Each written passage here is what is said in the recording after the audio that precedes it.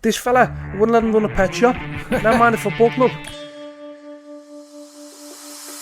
All the lads just fucking scrapping and all that. So Wilf Zaha like, and goes, fuck off, and pokes me in the eye. Fucking one of their lads goes like a busy bastard, sprinting after it. So I thought, fuck that, dragged him back, got a yellow card for him, like, fucking shut yourself down, we're both up. If you can't score a pen from 12 yards, what are you doing being a professional footballer? Fuck you, Gerrard, look what you done to my boots. I was like, wait, me, mate. Think about the highest high to the lowest low. And that was me at that present moment in time. You won't break me. You will not break me. But knowing deep down, you already had. But I couldn't let myself deteriorate even more. Yeah. And then like it just dawns on me. Like, I'm in the shower. I had a new ground. Holding this fucking lad plums, know what I mean? What is so fucking hard with passing a fucking ball from A to B? Hey Gerrard, back again? Yes, thanks for having me again, lads. Thank you. To be fair, the food was that good in here last time. We couldn't not fucking come back. Squeeze another hour in. Yeah, squeeze. Not much to say, but we're just having the scran. I missed out. What did you go for? I went for the prawn and chorizo starter. Oh, Mediterranean. Yeah, I'm having it We've again. got a little fresh in the kitchen. I'm having it again. All the seasoning. How much are these paying us to fucking do the food here? And then the salad. Lamb cutlets. And a bit of salad on with a bit of tomato and a bit of onion and a fucking burger, that thing. Yeah, it was, yeah. Been back in the gym, haven't you? Since we last met? Last night, first one back, BJJ. If anyone, has done it, you know how hard it is. But wow, I was absolutely gassed. He was talking like he was an expert because he used to have a wrestle with Chris Sedgwick in the bedroom. I know them moves. Yeah. But we did say this. It was BJJ, but with penises. Swinging. It ended up, if you lost, you ended up having to give a BJ. It came out this morning. First part. Have you had any messages? Know what? I had a message when it came out on Patreon, and someone said, it was a good episode. Really enjoyed it. But I've just left my lad in the house, and he's listened to it. And his mum's giving him down the banks and giving me down the banks. Why are you bringing them stories back out? But it doesn't matter, Lord, it's getting said. I think we just arrived at Hull, had we, when we left off? I can't remember, I'll be honest. I think it was, yeah. Was that Pearson? It was Pearson, yeah. Pearson, Craig Shakespeare and Steve Walsh. Is Bullard at Hull when you arrived? Yeah. Oh, wow. Everything you see on the telly, like, just how he was as a player. Absolutely, like, barn pot. Lunatic, honestly. He hated Pearson, didn't he? Oh, he used to call him Blockhead. Blockhead! It's cheap, but it's effective. Because he has got a decent sized nap at night. But he, like I said, I got him brilliant when I was a top fella. But when somebody is in X amount, it doesn't matter if you're in the Premier League or in League 2. If you're one of the biggest earners and a club come down division, they're going to try and get you out any which way possible. And I think that was the case. I don't think it was a slight on Jimmy, his personality, or as a player. I think that was just how it was, you know what I mean? They had to cut the wage bill, and he was, a big hitter. But some of the stuff, like when I first went in there, my first day was like, you couldn't write it. So I'm sitting there just like with my kit on. So Peter Almosi comes in. Hi, I'm Peter, nice to meet you, and all that. So I'm like, hi Pete, you okay? Yeah. The door just burst open. Morning lads, how are you? And all that. So like, what's happening? All right. So this time Pete had gone. I think he went to the canteen. So as I'm sitting there, like we're talking to Jimmy, he walks back to the door. So Jimmy shouts, "Popcorn, Pete!" so like Peter Almosi, like I'll get to know him like further on. He was the most placid person ever, and this was just like totally out of character. Fuck off, Jimmy! I'm telling you, fuck off, Jimmy. So he's like, guys, it's not me, I seen you. So he's like, no Jimmy, you fucking didn't. Fuck off, Jimmy, no. So like he's going, Popcorn Pete, just like kept on saying it. So I'm like, why are you calling it Popcorn Pete? So I was like, geez, what, this one, like I'm trying to do a Cockney accent to get it. And he was like, they had a whole fair it was, and it was on the ground. So Jimmy said that he went to this ground, so like Jimmy's relaying it to me, talking as we are now, and Pete's sitting over there. So as Jimmy's saying it, Pete's going, fuck off Jimmy, fuck off, no, you fucking, so he's going, fuck up Pete, it fucking happened. So like he's saying that he was walking around Hull Fair and said he's seen Pete selling popcorn, like selling popcorn. So as Jimmy say, like talking as we are now, he's going, fuck Jimmy, it fucking wasn't me, Jimmy, fuck off, fuck you, Jimmy, and all that. So Pete's getting proper irate, fuck Jimmy, you fucking tell everyone, Jimmy. I just go, and like he's like turning to going, Pete, you fucking selling fucking popcorn.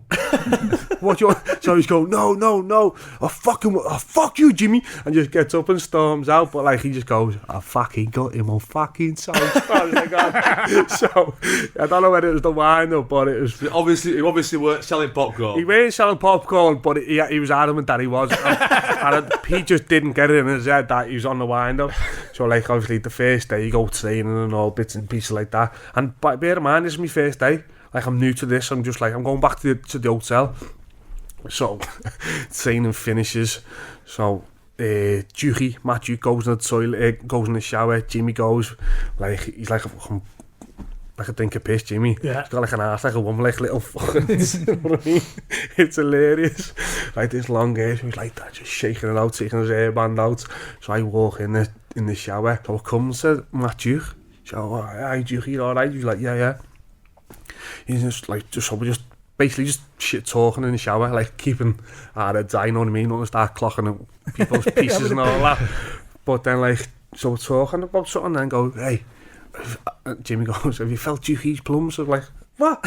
He went, how I feel? I'm like, fuck off. So like Dukey then goes on to tell me that he's had prostate cancer and he's had one of his testicular cancer, sorry, and he had his tesi whipped out and like he's got like a synthetic tesi put in. So I'm like, fuck, have you, mate? Yeah. So then like all of a sudden Jimmy's going, look, let's have a feel. So Jimmy's sickle his bollocks, going, it's like a marble feel, it's that hard. But like, I'm getting pressured into like having his bum, you know what I mean? Go on then. So I was like, come on, feel. So like in the end I went, go on then, Sam, right?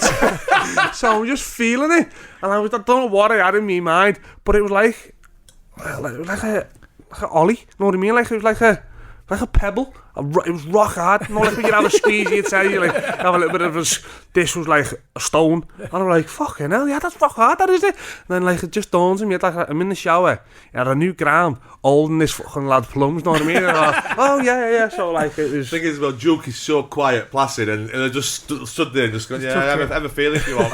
But that's what it is. It was bizarre, probably bizarre, but. And then it just went on from there. I would never have him down as that good a player, me. Bullard. Yeah. Because of his build and... Just, I don't know, just from remember watching him play, I would never have thought, fucking he's right up there. Technically really good. But I remember one day in training, and he kept on going over the ball. You know, like, he was coming back into the fold, and like the lads was training, but he was dead protective of his knees, so like every time a tackle would come in, he'd go over the ball. And I'm sure, I think it was Nicky Featherstone, I think that he was a young lad, and he caught him. And I'm like, fuck, tackle properly. Stop tackling like down. Nah, fuck that gaze and all that, my knees. But I'm looking after myself. I said, no, if you go over the ball on me, it's not fucking smash your head in. It's not tackling to hurt you, I'm tackling properly. So like, you have a little bit on the training ground, so like we're walking off. So like he's going, yeah, fuck you and all that. So I said, shut up, you fucking little girl. I said, look here, I'll fucking smash your head in. So like you go, yeah, you fucking big cunt and all that. So I'm sitting in the changing room, like you're getting undressed, and he went, yeah, you might be able to fight me, but I'll get me fucking head out and I'll wrap around your fucking head. Yeah, so after like the last word. But honestly, both the stuff he was mad. Like we were so at Hull, you come to the doors like here, and then there's just rows and rows and rows of dinner tables, and where you are now is like the shutters where you get your food dish, and at the back there's the office, like where the manager's office is never in, the canteen's mad. So like we're all sitting there, so Adam Pearson comes in, the CEO, and then Jimmy follows, and they go in the thing, so all like turning around, oh fucking hell, what's happening there? There's a meeting. Yeah, there's a meeting, so as he walked through the door, blockhead! That was a greeting. Blockhead! Did he openly say it, like, yeah, so we could hear it? Yeah, so like the lads would have a chuck on that, and I think it was just like a case, and I just like I took it a little bit, know what I mean? Yeah. Just because like he was Jimmy, just like, if you try and get on him, you just get on you even more. Yeah. But I also heard that he doesn't like confrontation. He feels awkward in that Pearson. Yeah, well, so it was. I can imagine it was quite awkward. So we were in there, so like I'm just sitting, eating my food. I think I was like 3 back. So Jimmy comes out and goes to get his dinner, and I'm thinking, fuck, please don't sit next to me here, because you just know what's happening in the thing, you know, because like you can hear like a little bit of raised voices. He just fucking comes and sits there like that, like right next to me. You go, what's happening, Gage? You know, nice food. Like, yeah, Jim, sound, yeah.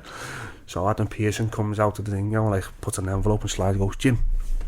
Like that, so as Adam's walking down the far end out of the canteen, Jimmy opens the envelope and holds it up and goes, Adam! He goes, what, Jim? He goes, couple of zeros missing off this check.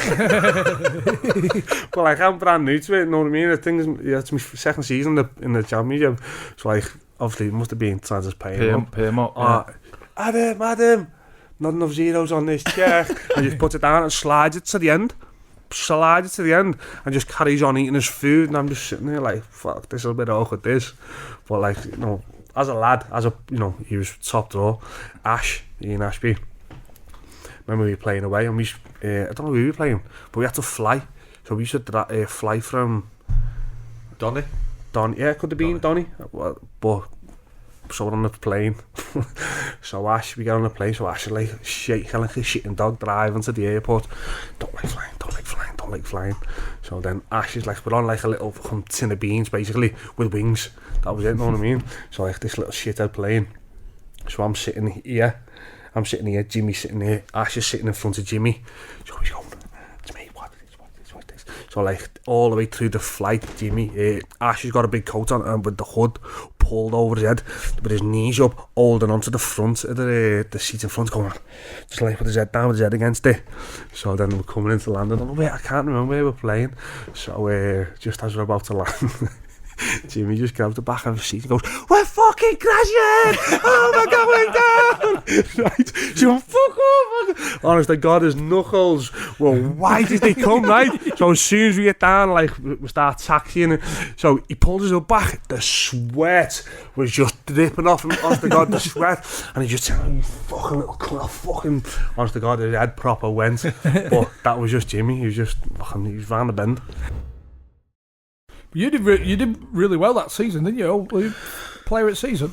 Yeah. It was mad because we had like at the start we had a bit of a shitter really, and then just progressed and done really well, and just like I said, I got player of the year, but like we weren't without its ups and downs and that. Yeah. There was some like mad things that happened. Like I was listening to Yumi's podcast about Morgan. I wouldn't say it was a crack, like it was fucking painful. So when we're playing them at the KC, like he's a big fucking unit, isn't he? Proper big unit, so like me and him are marking each other. So crosses come like you're jostling and in and around the box, like pushing them off and all that. So this is just before half time.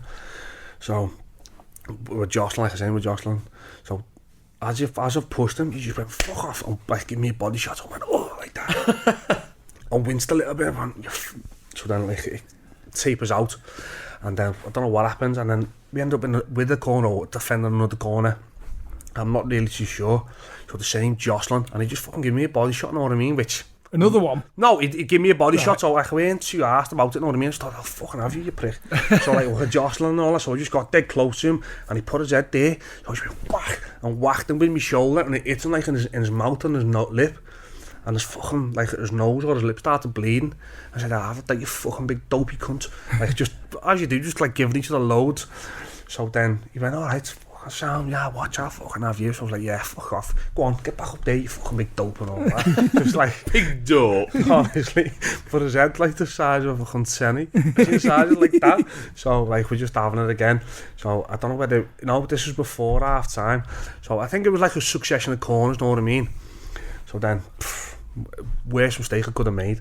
So with jostling and all that, he went, oh yeah, fucking think you're big and hard. Like, fuck, I'll fucking smash your head in. I was only about 24, know what I mean? He'd been around the block and he was a fucking fair outside, so I'll fucking smash your head in, you prick.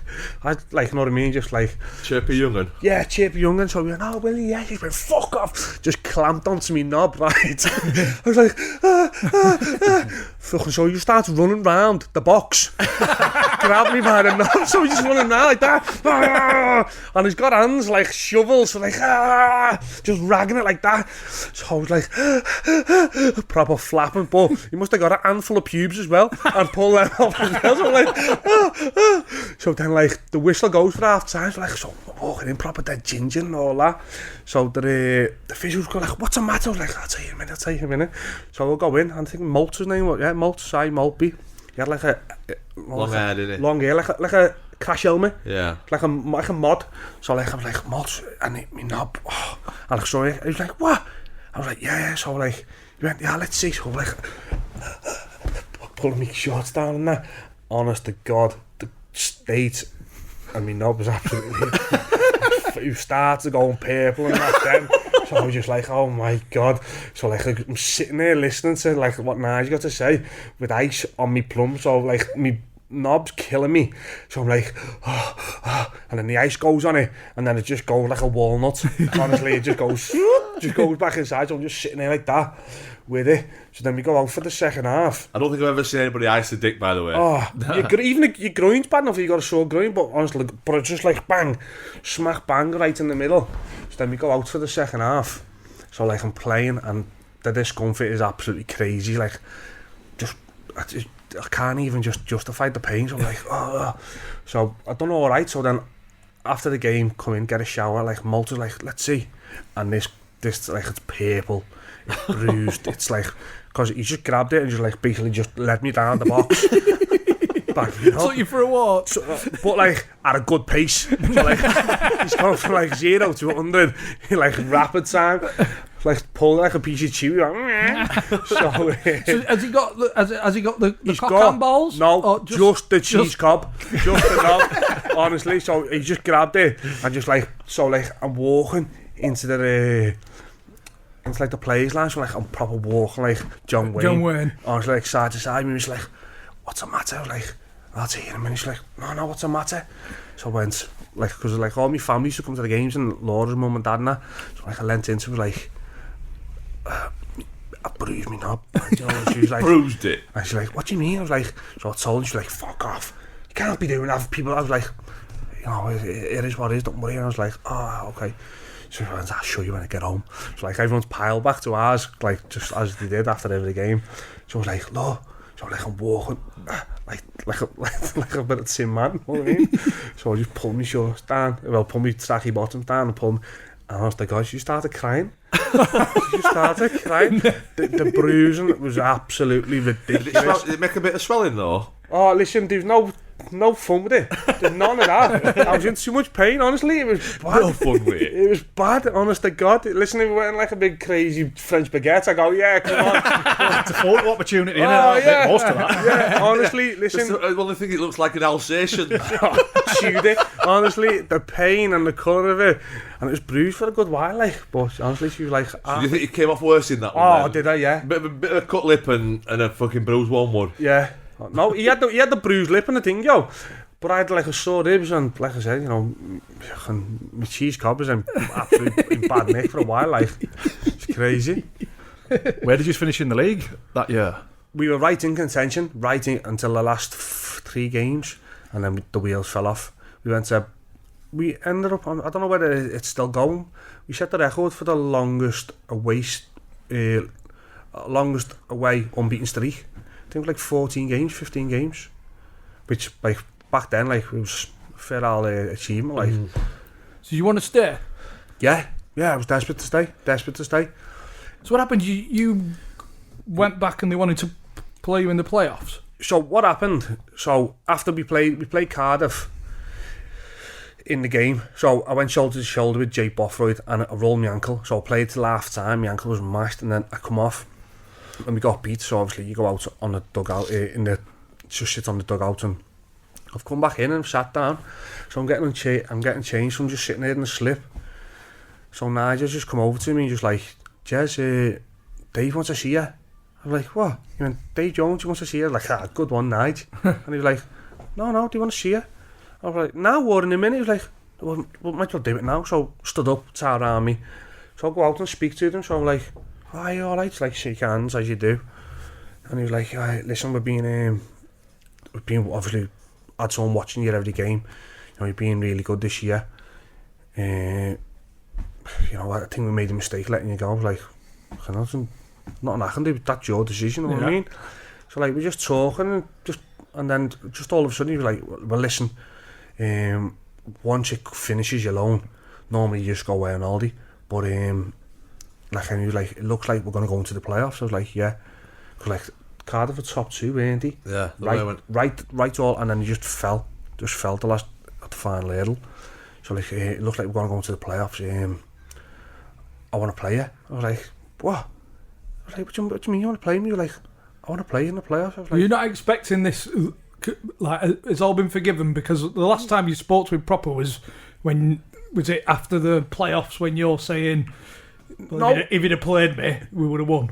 No, I didn't say that to him, but he knew though. He knew though. He knew that in his head. Like the way he was looking at me, he was staring at me for 45 minutes, like close to an hour, in this thing, just directly at me. You know what I mean?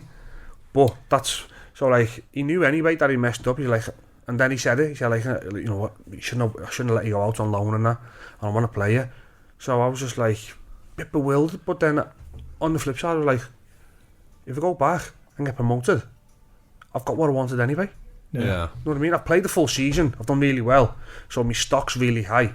And if I go and get Cardiff promoted, even if it isn't the playoffs, I've done, you know, I couldn't wish for a better season. Really. You know what I mean? Going from getting player of the year and then getting, you know, your parent club promoted, that just, you know, vindicates everything about me, you know what I mean? And about why I went there. So he was like, so are you happy? I was like, well, yeah, okay, no bother. Not knowing, you know, the permutations and what couldn't happen. So then obviously come back, I get down to, and they were paying for everything. The club were paying to put me up in St David's, like right on the bay, like paid for everything. So I was just like, wow, I know, a bit crazy this.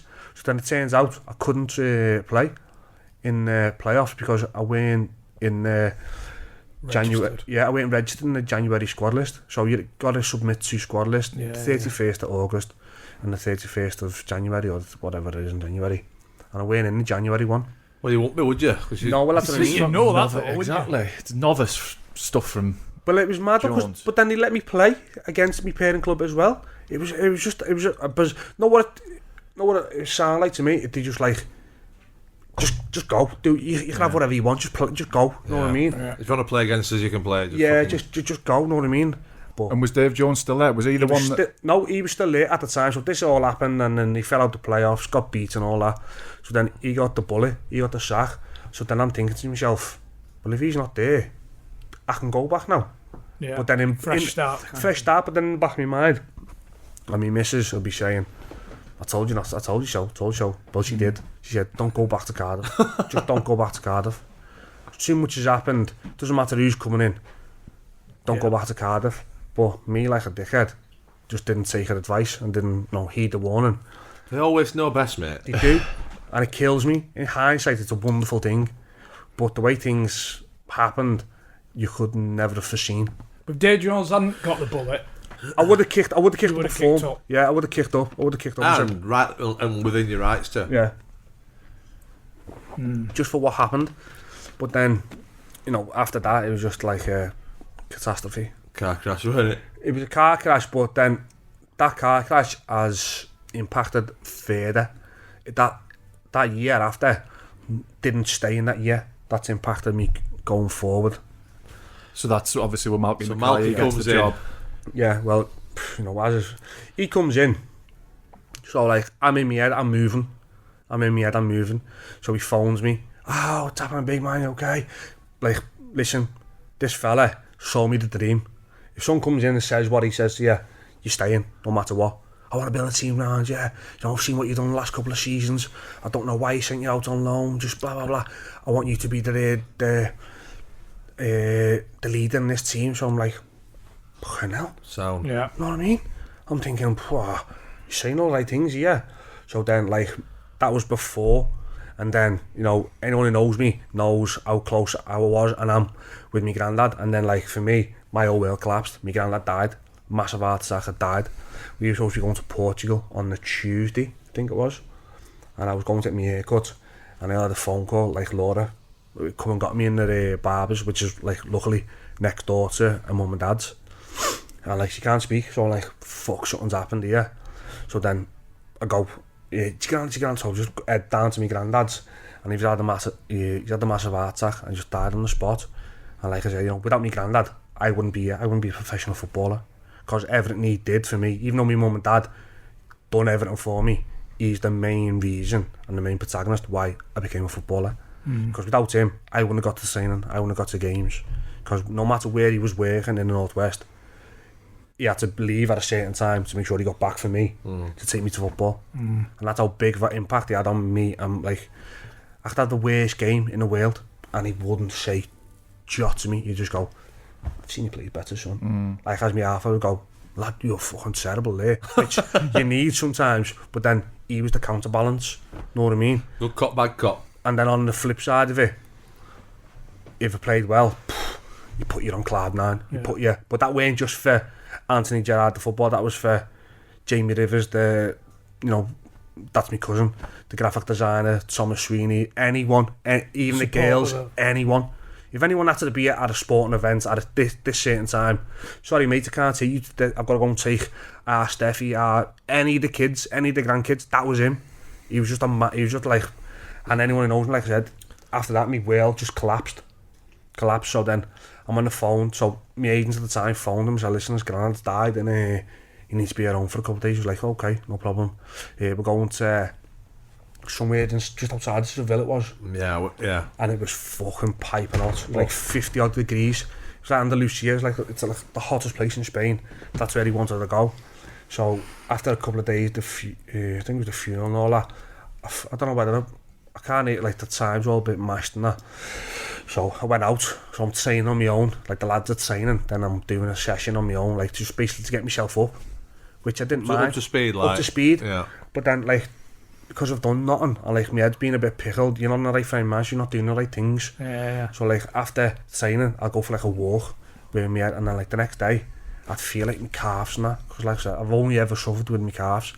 So like, I got a little calf thing, so I'm like, fucking hell. Like, with just thinking about other things, you know what I mean, plus me football. So like, this happens anyway. So then 10 days before the season starts, I'm back training, but I'm still doing my own extras. So like, thinking like the week leading up to it, he's coming to me like, are you fit to play? I was like, yes, no problem. So I'm training with that in mind, not going under 100%, because I'm like trying to nurse my calves. You know what I mean? So like, I know that my fitness is where it shouldn't be, like my lungs and all that. Like, I'm still training hard, but not putting the total maximum to get, because I'm panicking, thinking, if I get injured here, the team's fucked, you know what I mean? So then the game day comes, I'm like buzzing, first game season, Upton Park, first time I've ever played there, the atmosphere, fucking crazy, the bubbles going and all that. Fucking red piping. So like, I'm just saying to me, this is your acid test now, you know what I mean? This is it.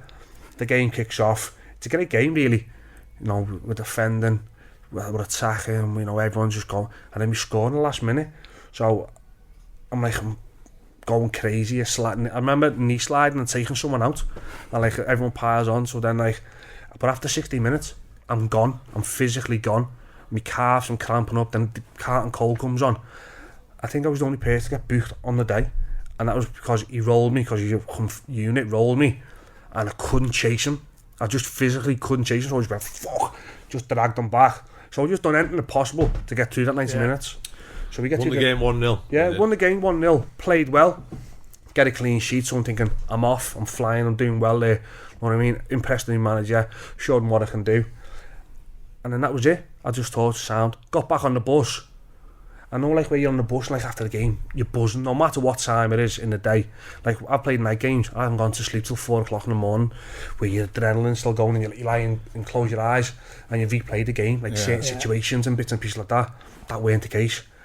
I don't know what it was, I've never done it since. After that game, like, there's a cubbyhole where the driver sleeps, if they're playing, like, so like you're going away, there's like a bed. Yeah, like underneath where the driver will sleep. So like, as you get on the stairs, there's like the shutter, and there's like a little cubby hole. Like a coffin, really. Yeah, from me to you, if not shorter. So all the lads have piled on. I've just like got a couple of drinks, got in that, and I've shut the shutter and said, listen, just wake me up. in an hour or so or whatever. So I've got in there, and I just did, Jez. So I'm like, yeah. Damn only thing, I'm like, I've slept for an hour. I've slept the whole way home, all the way back to Cardiff, and I'm at the Vale. I'm like, fucking hell. Like, that's how wiped out I must. Mentally drained. Mentally drained, physically drained, just like everything that's happened, know what I mean, in this. It was a month. It would have been a month, 5 weeks, know what I mean. So then but in that time, I had me little lad as well. I had me lad whose birthday was yesterday, Georgie, in that time. So I was injured. My granddad had died. I've been dealing with that. I went home. The birthday of my son. Had him. We was with him for like 2 days. Put him down. And then I was like, it was just like, everything was just amalgamated in that crazy month. So then, in the first 10 weeks of the season, we lost one game. One game we lost. And I can't think of who it was against. So and he's been sound with you? You're in the listen, team. I'm in the team. Been completely sound. Being sound. We played Bristol City in them. Hull was the 10th game. That's when everything just changed. The Hull game comes. So Matty Fry gets the ball. If you know Matty can finish from anywhere. He was the most lethargic footballer, but if you had the opportunity, he could score. So I don't know what. I'm on the right hand side for some reason. I don't know what. I think it might have been a little bit of broken play. So I'm on the right hand side. So I'm jockeying him. So he gets in the box. So no, like where you block, like where someone's running at you, and you just think this is where they're making a tackle. So I've blocked him and I pushed him with my arm and I block tackled. But as I've block tackled, he's like stumbled and fell into me, and the ball has ricocheted for him, and like he's fell into it, and he's ended up the goal side of me. Slots it in. So at half time he goes, fucking move your fucking feet and all that, starts giving me loads. So I'm just thinking, nah, what a fucking prick. Because I can just see what's happening. So he starts giving me loads. So I'm just like, alright, okay, sound, yeah, you're the manager, that's fine. And that's how we always played him. You're the manager, you're right, you're always right, because you're the manager. So when the second half comes, so I'm on the left hand side, the play is building up. So I'm on the left hand side here. Matty Fry goes out to like the left corner of the box, just a little bit, about 10 yards, 15 yards. So I follow him out, track him out. He gets it, the ball gets played in, he sets it back, and I just track him back in the box. So Kev, McNaughton and Uds are playing on the right hand side. So Nick Barnby comes in between it. So here's Kev, here's Uds, here's Kev. Marcy's coming out there, the ball gets played, and he just comes to the middle and dinks it over Marcy and scores. So like, fucking hell, going crazy, you know, like, fucking hell, lads, and all that. He was like, so then like, I'm like, you had a pop at Uds and Kev? Yeah, like, how the fuck's that happened? You know what I mean? Kev, you gotta block him out, or you gotta, know what I mean? Like, as you do, as you like, trying to dissect it and analyse it on the game, know what I mean? Like, if he gets in between two defenders, something's gone wrong, know what I mean? So I'm like, fucking hell, like, everyone's having a go at each other, know what I mean? As you do. So when the game finishes, so I'm just sitting there like that, fucking hell. And other than the Matty Fry thing, where that could have went anywhere, I've done well, I've played well. So I'm sitting there, so I've got my head down like that, fucking you, fuck you, and all that. So I'm like, so I'm looking up and he's standing like on me. I'm like, what? Fucking you let Tails get over around 2v1 and blah blah blah, just going on and all that. And then I went, what? What do you mean? I went, I've tracked my man out. I said, I've followed my man out. I've tracked him in the box. I said, Tails is 1v1. The winger's coming back with the winger. I said, that's not me, that's 2v2. I've got me man. So I was like, fucking you, God, just proper just digging me out. Like, all the lads sitting like, fucking hell. This is the first game you've got beat of the season? Second.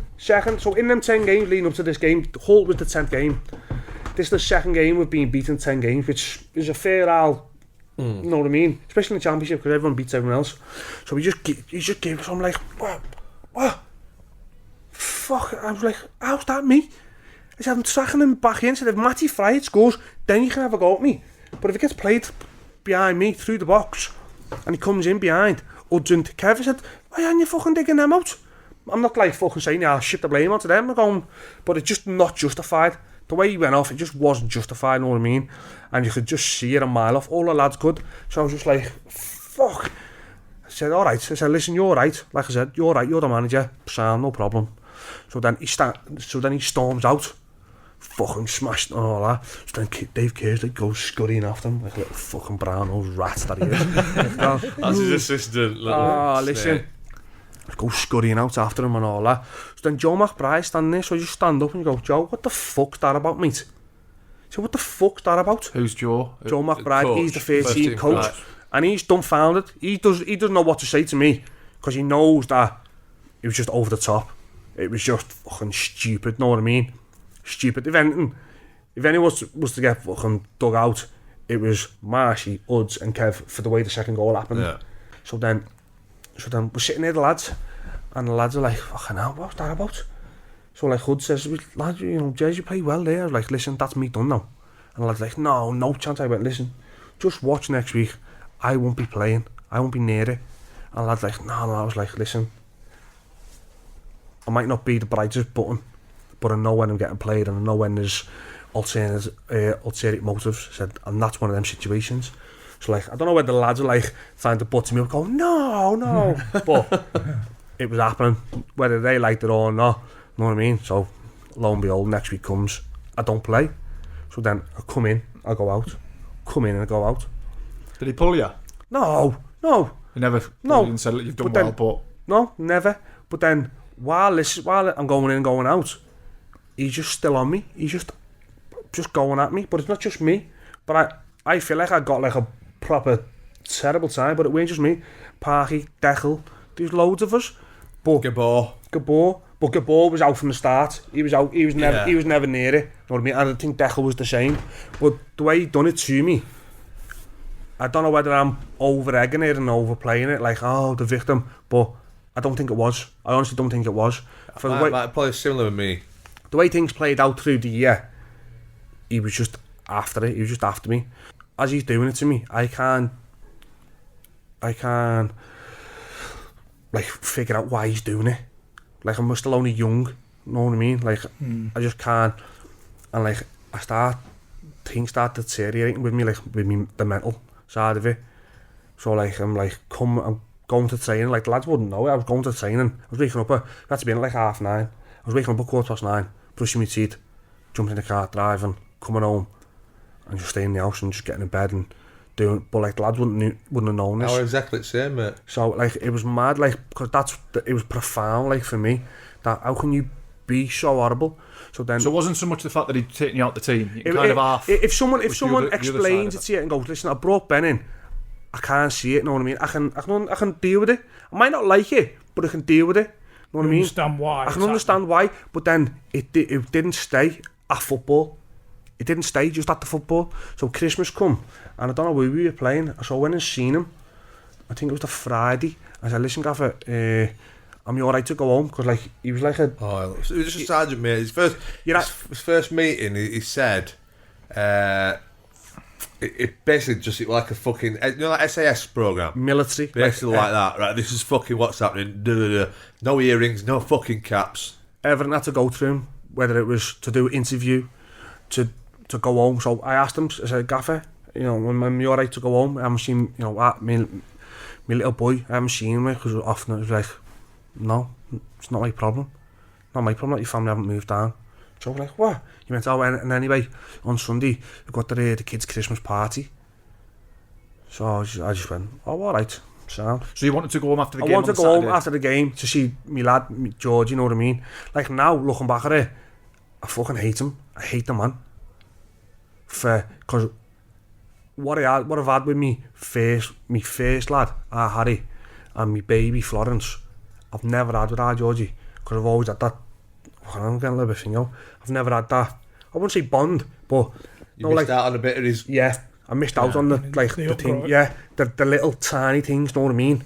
And then when it come down, I was like, I went there.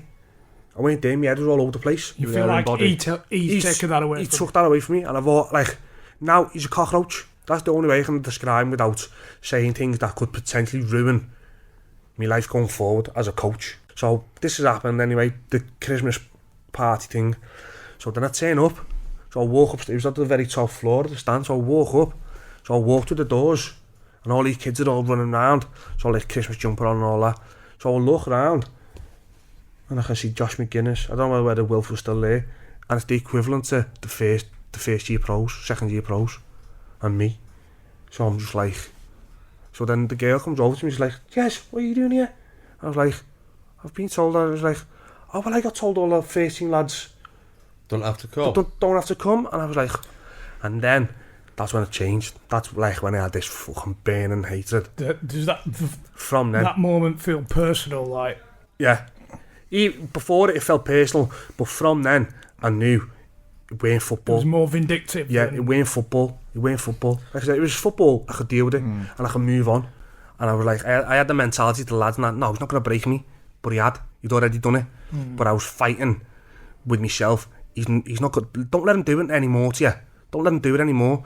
But Everton each side, it was crazy. So then a Wednesday come, and like there was like a charity black tie dinner thing. There was a charity black tie dinner, so he fucking said to go do it, me.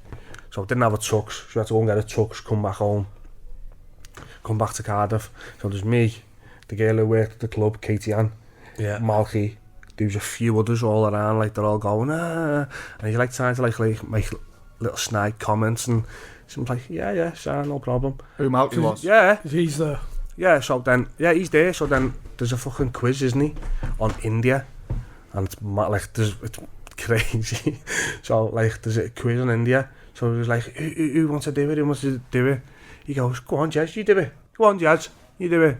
So like, so make it look a cunt. Yeah, so like, yeah, all right, sound, yeah. Where was chess invented? India, such and such a place, such and such. I went to India. Anthony Gerrard, who's the next round? How many colours on the Indian flag? Is it more than 3, more than 5, more than... So I was like, in my head, I'm like, there's orange. There's a bit of blue, I think. 4, I think. Yeah, 4. So I just put 4, yeah, and give it to the fella. Anthony Gerrard, through to the next round. So I only ended up fucking winning the quiz, right? So I'm standing there like that, looking at him, and his fucking head's going. I'm like, so then Katie Allen's like, hey, like, because like me and Abe, to be fair, when no one was saying I was like having a bad time with it, she was sound. To be fair, she used to get me shopping. I used to just give her the money, and she'd bring me shopping. And I go, yeah. It was so bizarre, but like you needed people like that to help you out, know what I mean? So that's what happened. So she's like, hey, he's fucking fuming. I said, fucking no, he was. So, but like luckily I ended up winning it, and like, oh, you've won such and I had like, there's loads to win. To India for 2. There was loads to win, and in the end I went, no what? We'll just raffle it. Just get some raffle tickets and we'll raffle it, and you can make double the money. Oh, listen. What a lovely gesture. Honestly. Mate, and I can just see Malky he was fucking raved.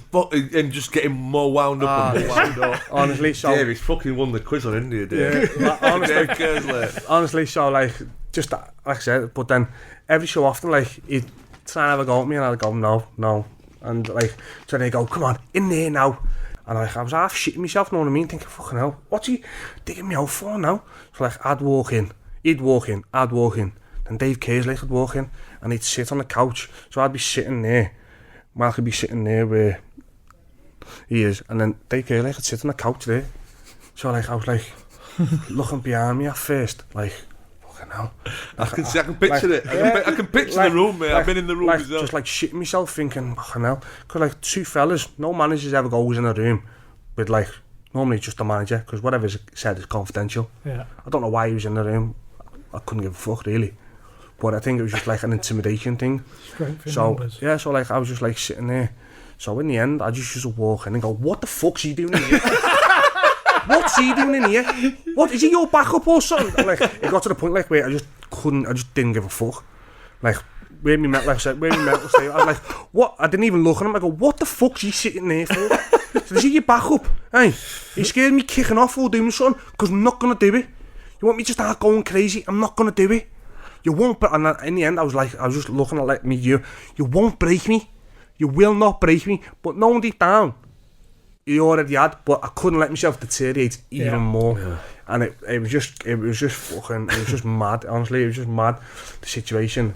Like everything that I know going forward, how I want to be and how I want to do things, all comes from how Malky Mackay treated me and treated me so bad. So it doesn't matter if you're in my team, if you're not in my team, you're my squad. If I'm getting told try and get him out, I'm being as honest as I can with you, and you're still training with me, because they can't dictate who training does. I'm gonna be as honest and just say, listen, the club is saying this, or listen, you're not for me, but I'm not putting you out to pasture, I'm not sending you out with the kids, I'm not being an arsehole, you're still one of the lads, I might still need you. And if that's the case, I want to know that you'll be able to do the job. Can you do the job? But just if your agent can try and find something, we'll sort something out. Yeah. How hard's that to do? Like going forward, like I signed for Huddersfield, right? I was home, there was all kinds going on. I should have been dead happy. Look at my signing on picture. Know what I mean? There's nothing there. You got that thing, yeah. It was the best contract I've ever signed. And I'm like, know what I mean? When I signed for Huddersfield, I had depression, and I didn't know it. Not being because years ago, it's not as relevant as it is now. And it's massive, like the mind, charity, and all that's involved with the football league. 8 years ago, no one really. It was like a taboo thing. Yeah. Like even now, I'm not saying, oh yeah, I've had this. I have had it, but I'm not shouting it from the rooftops to like try and get, publicity and like bring it all out and that. But I just feel like that there's lads who are suffering in a situation at a club like I was at Cardiff, and no one else batted a fucking eyelid to help me out. Not even just stand up for me and go, listen, fucking hell, it's fucking out of order. No one, not one person, because they were alright as long as it weren't happening to them. And like me, like I said to you, going forward, if I'm a manager or a coach, like if I become a manager and I'm even attempting to try and get on a player, I'd expect my coaching staff to be strong enough to stand up and go, I think you need to take it easy now. Know what I mean? That's out of order. And if you've got coaching staff around you who can't do that, who are just standing there as nodding dogs, as he had, they're not coaching staff. They're just lapdogs. You know what I mean? I wonder how we'd feel if you listened to this, Mackay. I wonder how we'd look back on it. I don't think he'd give a fuck. I don't think he wouldn't either. Surely, man. Nah, because with that, if he's made somebody feel like that, like he's made you too. To be fair, it weren't so much. He didn't make me feel like that. But you said you were going back and yeah, but that was my situation. Just being away from home. Being away from my little one. It was a situation that was for me. When I got to work, I didn't give a fuck. He could shout at me all he wanted to. It made no difference to me whatsoever, him shouting at us. But it was just when I the fact that I was living away from home and all that. He's good mates with Lambert, and I just can't. Listen. Well, it turned, obviously, how it all turned out, how it pretty much sums up what it was like. The situation was absolutely crazy. So that happened at Christmas. He done that to me, and then that was it. I was just like, fuck, know what I mean? I'm not having that. I can't have that. I've never been brought up to be, stood all over. Nah. But you're still in and around it, aren't you? Coming towards a cup final. Well, that's what happened. So then Ud's got injured. I think it was Ud, yeah. Ud's got injured. This was just like the tipping point, this. Ud's got injured. So the first leg gets played. I don't play in the first leg at Palace. That atmosphere at Palace, one of the best atmospheres I've ever witnessed in football. Yeah. That's as you come out the dugout, that stand there was absolutely rocking, bouncing. It's good when they've got a song at Palace, haven't they? And it was fucking going crazy. So we didn't play there, we got beat 1-0. So then I think Hudds gets injured, or he's injured for the second leg. So then I come and play in the second leg, which happy to play. It's a semi-final of a cup, know what I mean? At this point I'm just like, play for yourself. Just fucking play for yourself. That's not me being fuck you Cardiff and all that. That's just like the way you're being treated. No matter what happens, just try and enjoy yourself. You're in a semi-final, know what I mean? But I'm telling myself, enjoy it. But the way I am and the way I'm feeling, I'm not enjoying it. I'm not. It's just a game of football. It's my job.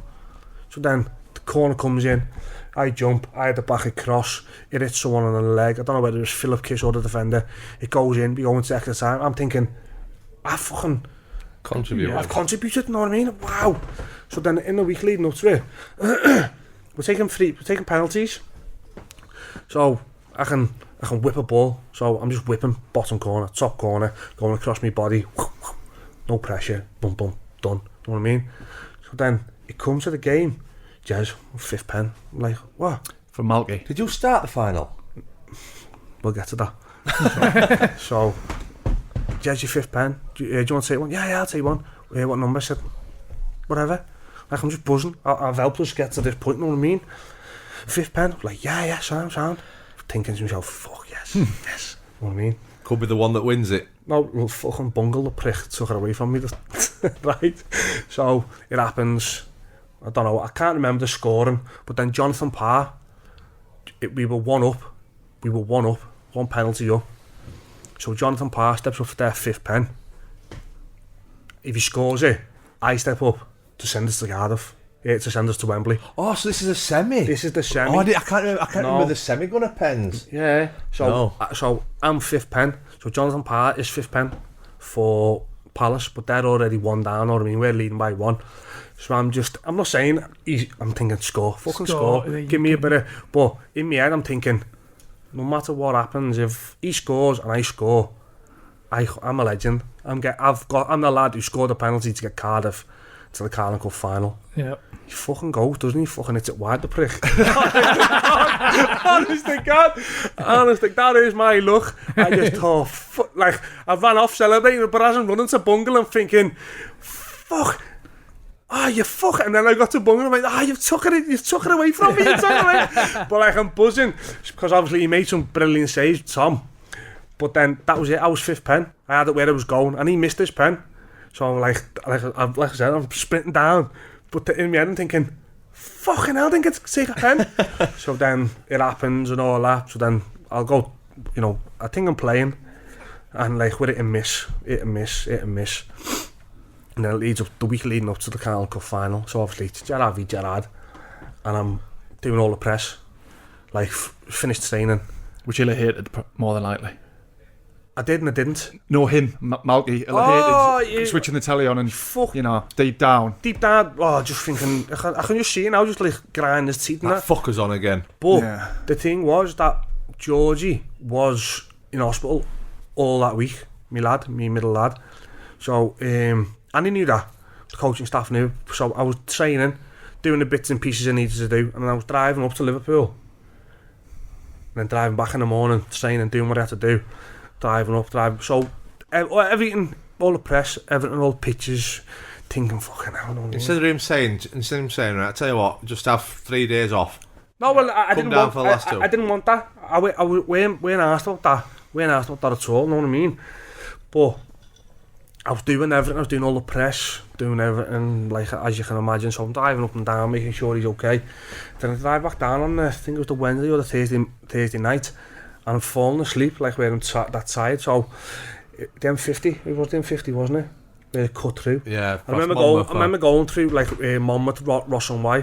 So I'm like, got my head out the window like that, like, and then as soon as I pull my head back in, I'm like, so I'm back out, so I'm driving. And I should have just drove like a pair of goggles on, but I was like that, my eyes were watering. So then I bring it in, and I just go.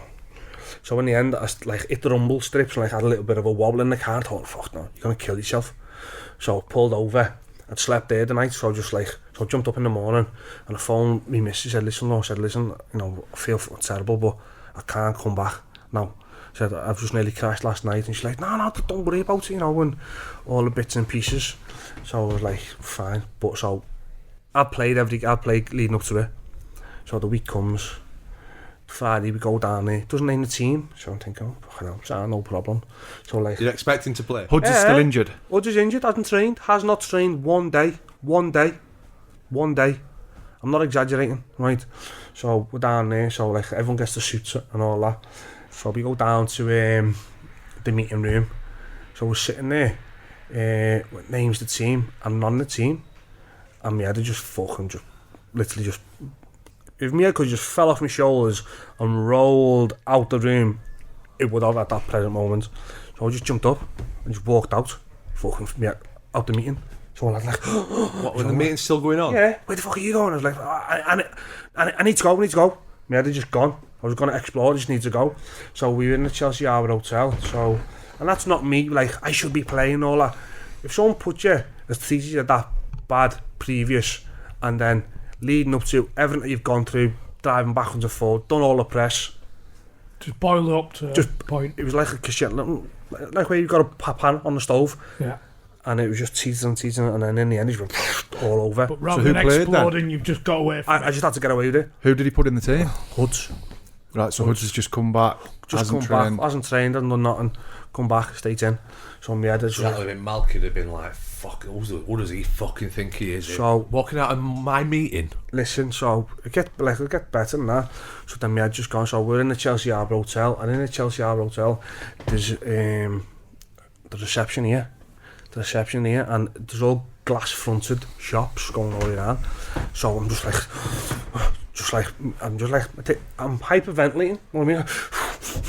So I just see this window there, and you go whack, and punch the window at the shop, and the shop, like, the window just starts shaking. So, sir, please don't, sir. Like, so I was like, fuck, whack. So I walk around again, whack another one. So, like, the two sides of it, like, my head, just like, people are like, oh, well, look at him fucking spitting his dummy out. Until you're in that situation, you don't know what's in my head, you don't know how I'm feeling. Think about the highest high to the lowest low, and that was me at that present moment in time. So I just went and got on the bus. So, like, as the bus is all parked up here, all the fans, there's loads of fans there, so I'm just steaming don't even fucking acknowledge the fans, just steaming shit down. Like, I'm wanting to cry, you know what I mean? Like, and that's me, I'm proper emotional. When I'm frustrated or I'm angry, I just like, I just ball up. So all the lads are coming on, so like, oh, Jess, I'm sorry and all that for your mate and all that. So Woods comes and goes, mate, I'm so sorry. I didn't know. Like, fuck, it's all right. Fucking forget about it. Not your problem. It's not to do with you. I was like, no. Like, I'm like, listen, forget about it. So then sitting on the bus like that, on the outside, my legs proper going. So then Dave Kearsley comes up and goes, the manager wants you. I was like, what? He went, don't mind you. I said, tell him to fuck off. So I said, no. So all lads like, Jess, come on. Jess, just go see him. Jess, don't make it any worse. I'm like, make it any worse? He's not playing a fucking cup final. So that can't get any worse. So the lad's like, Jess, so we just jump up. Come on, let's fuck. So as we go down off the bus, going back into the hotel, the reception's here at an angle. So we walk up, and I'm thinking we're going into the meeting room where we've just come from. So, but there's steps, and then there's toilet, like it's like a bit of a corridor, and there's toilets and like a cash machine. I remember the cash machine standing next to me. So we go up these stairs, I'm like, where are we going? So as I'm walking, Aran grabs me and pulls me. So I'm like, so he grabs me like that, and he's got his arms on me, like that, like grab my arms. And I'm like, what the fuck are you playing at? And all that, like, what? So I fucking just like, no, you just like throw your arms. He's like, get your fucking hands off me. So like, he's just going on at me, you and all that. Just go on, just... About walking out the meeting? Walking out the meeting. You know, it's a fucking team thing, blah, blah, blah, blah, blah. And it is a team game, and I should have stayed in there. But, like I said to you, I'd done everything. Your first reaction? My first reaction was, I need to get out. After, especially doing what I'd done, I thought I'd contributed in the semi. You know what I mean? I'd done everything. If you would have pulled me on the Monday, right, and you said to me, Jez, I'm going to play Hoods. Hoods is number one centre half. After all the shit that's happened, I would have started laughing. I went, of course you're going to play Hoods. Fucking hell, know what I mean? But at least he's told you. At least he told me. But then he's let me do all the press. Done it at all. And then he done it. So like, he's got me. And then this fucking little crony standing next to him, like, so he's going, so in the end, just 3 minutes, like, no, what? He said, if you carry on, you won't be on the fucking bench. So I said, what? So that was like, that absolutely, so he just got in his face and said, fucking, you do what you fucking want. He said, if it weren't for me mum and dad and everyone coming down here, me 70 mates, family, friends, I'd tell you to shove it up your ass. No, what? In fact, I'd just go on, shove it up your fucking ass. I couldn't give a fuck. I just walked out and just got on the bus and I ended up in the final. And then Uds came off, or I can't remember, and then he put me on. Did he get injured, or was he just fucked? Just fucked, most probably. Just fucked. And then the final happened, and then Stephen... Obviously, I get the dog's abuse, you know what I mean? I accept it, you know what I mean? For what? For missing the pen. Just simply for that? Yeah, you know what I mean? I missed the pen from 12 yards. No, as Witt said, if you can't score a pen from 12 yards, what are you doing being a professional footballer? But fucking hell, when you got a left foot like his, he could have said that, you know what I mean? But that whole situation was absolutely madness. So this is February. This is the 28th of February. 28th or 27th of February. So you missed the pen. Liverpool obviously win the cup. Yeah. But were you after that? Because like that's the worst case scenario. All that pressure's built up, then you've exploded, and then you've got the pressure of a penalty shootout cup final. It was crazy. So in my head, I was fully my head had gone anyway. So I weren't in the frame of mind I should have been. That's like people go, oh yeah, you missed it on purpose. Get to fuck. Get to fuck, you know what I mean? Liverpool, in reality, on percentage wise, would be in the final every 3 years for how good they are. For me, as Gerrard and Cardiff City as a club, that's a one in a lifetime thing. One chance. That's the one chance. Do you think I'd do that? You know what I mean? Even now you get, oh yeah, you missed it on purpose to give it, you get paid X amount. Listen mate, no amount of money would justify me missing a penalty, especially on purpose, and no amount of money would be able to buy a winner's medal. None. It's not even worth having that conversation. That's what I'm saying. I've had a loser's medal in the FA Cup final. I've had a loser's medal in the Carling Cup final. So you're telling me, as me, that I'd miss? Listen, that's not me. You know what I mean? Did anybody console you from the staff? You know. Well, he walked off. It was the token one. It's the picture that gets fucking flashed about everywhere. So when I miss, I just go like that. Oh my God. So as I walk up, I'm confident. I know where I've gone. But Pepe Reina's has gone every single time with the curl. So if it's the right footer, he's always gone to his right, you know what I mean? Like coming across him. So I'm thinking to myself, just hit the corner. You're alright. You're confident. In training, I'll do it all day. Walk up at Wembley when you got 45,000 fucking Liverpool fans behind the goal. Pepe Reina in goal. The goal goes from a full-size net to a 4x6. That's, you know what I mean? And if you're not used to that pressure and not used to that environment and that situation and scenario, it becomes a bit daunting. Stephen missed. Tommy, the great save dive, tipped onto the bar. No one mentions it. Rudy Gestede missed. Kenny Miller missed. Just that mine was the fifth penalty, and the one that fucking mattered. You know what I mean? But like I said, I live with it. What we're saying was, if there's ever a time when you need just a bit, even though it won't make that much of a difference, it's just a gesture, innit? Yeah. Did he come over and give you? No, well, so I missed. I go down. Like I've never seen it back. I've never seen the penalty back. No. Because why do I want to dredge up all them memories? Not just the memories of missing a penalty. Everything else leading up to it. Everything from that season. Don't want it, know what I mean? So I missed the penalty. I go down on my knees, pull the shirt over me. Stephen comes over as I'm walking back. A couple of lads come over, and then I walk down to like where my family are, because I know where they are. They're up in the gods. Just so the goals here, and they're up there. So I'll just check on the pit. So up in the gods. So as I'm walking, he comes and grabs me and goes, "Fucking get your fucking head up. No fucking player of mine walks off like that. Fucking get your head up," like with his arm around me, pulling me into him. Just for the cameras. Just for that, just so, you know what I mean? He was consoling you. No, he weren't. He was like, nah. Basically, that's what he said. No fucking player walks off like that. Fucking get your fucking head up. I've just missed the biggest penalty in the biggest moment of my career. Know what I mean? You're either a hero or you're a villain. You're either a cup winner or a cup loser. I'm a cup loser. So then after it, they have a party. Obviously, it's not the same. But like I say, it's madness. There's like them rumours. Oh, you were out partying with the Liverpool team. You went home on the bus with the lads and all that. No, I didn't. I went home. So on the morning, on the morning of After. the morning after, we get a message, just go home for a couple of days. You can go home. Where am I going? I'm going to Liverpool, where all the fucking fans are. Yeah. So no matter what way I get home, I'm going to be with Liverpool fans. So my sister's there with me. So she's like, what do you want to do? I was like, come on, get the train. So I got into Euston Station, pay for the tickets. So I think I've got a trackie on. I'm not too sure. I've got a trackie on or a suit on. I'm not too sure. I think it could have been a suit. Because it didn't have no badge or nothing on. It just looked like a normal suit. So as I'm walking down the gangway, one of the Virgin fellas spots me straight away. I don't know whether he's been on the radio or someone said, the lads here, you know what I mean? So as I'm walking down the gantry, he comes and grabs me and goes, yeah mate, come on, you come with me. I was like, what's up? He went, yeah, I'll get you out the way. Fucking done me a blinder, what I thought was a blinder, you know what I mean? So I'll get on the first door in the first class, come back on myself, and know like where the door is, where the conductor comes from.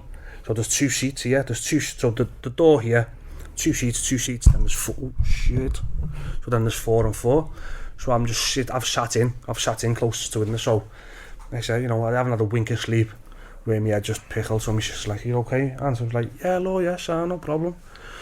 So I'm just like, look out the window, the train starts, so I'm like, do you want a drink? So the fella, the conductor's like, I'll go to the shop and get you some drinks, and if you want, I was like, yeah mate, go on, give us a couple of bottles of water and that.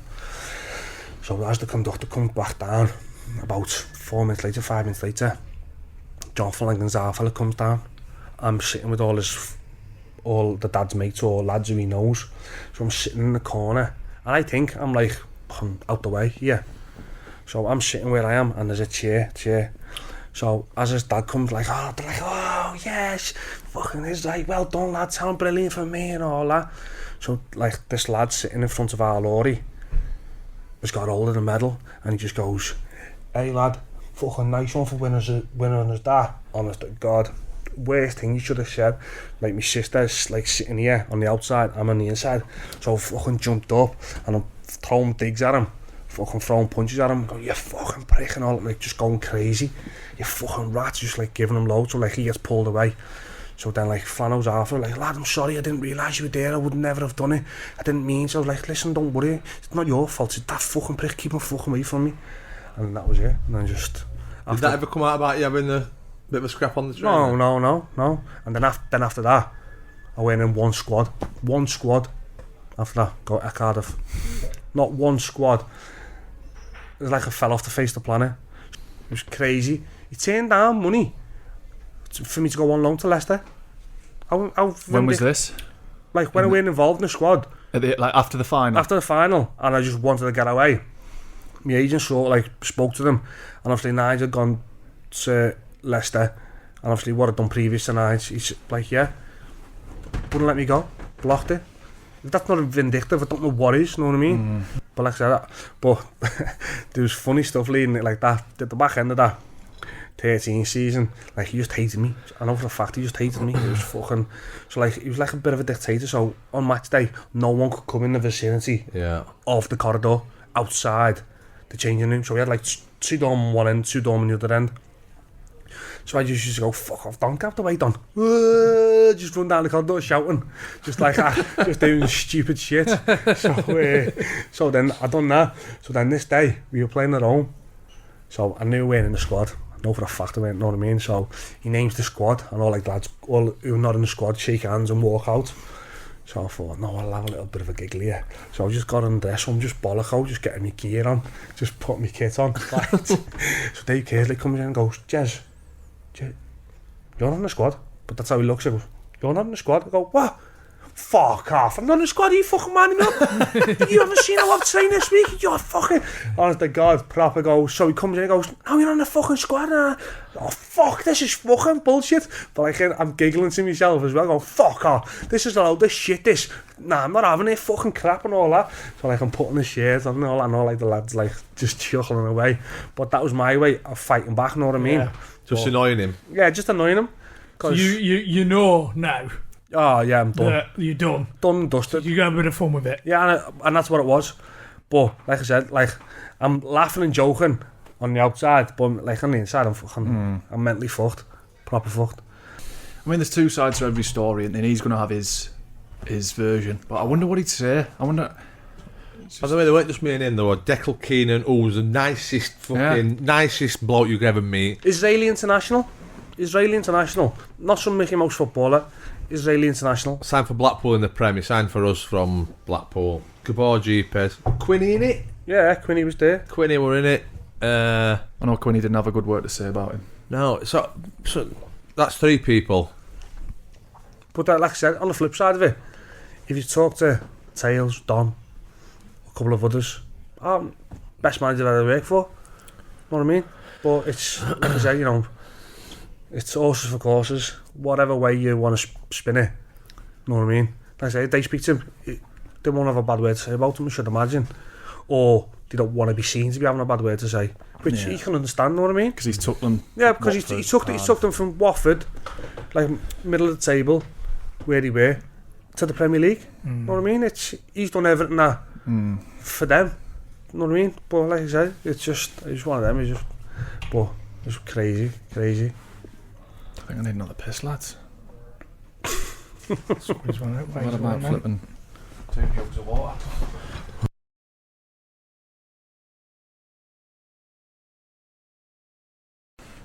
So when Huddersfield came around, then you couldn't get out at door quick enough. I couldn't get out the door quick enough just because I just wanted to get home. Like my mental state was in bad nick. So as I'm just leaving, When did the deal run out then? No, I got sold. Right. I had an extra year. I got sold.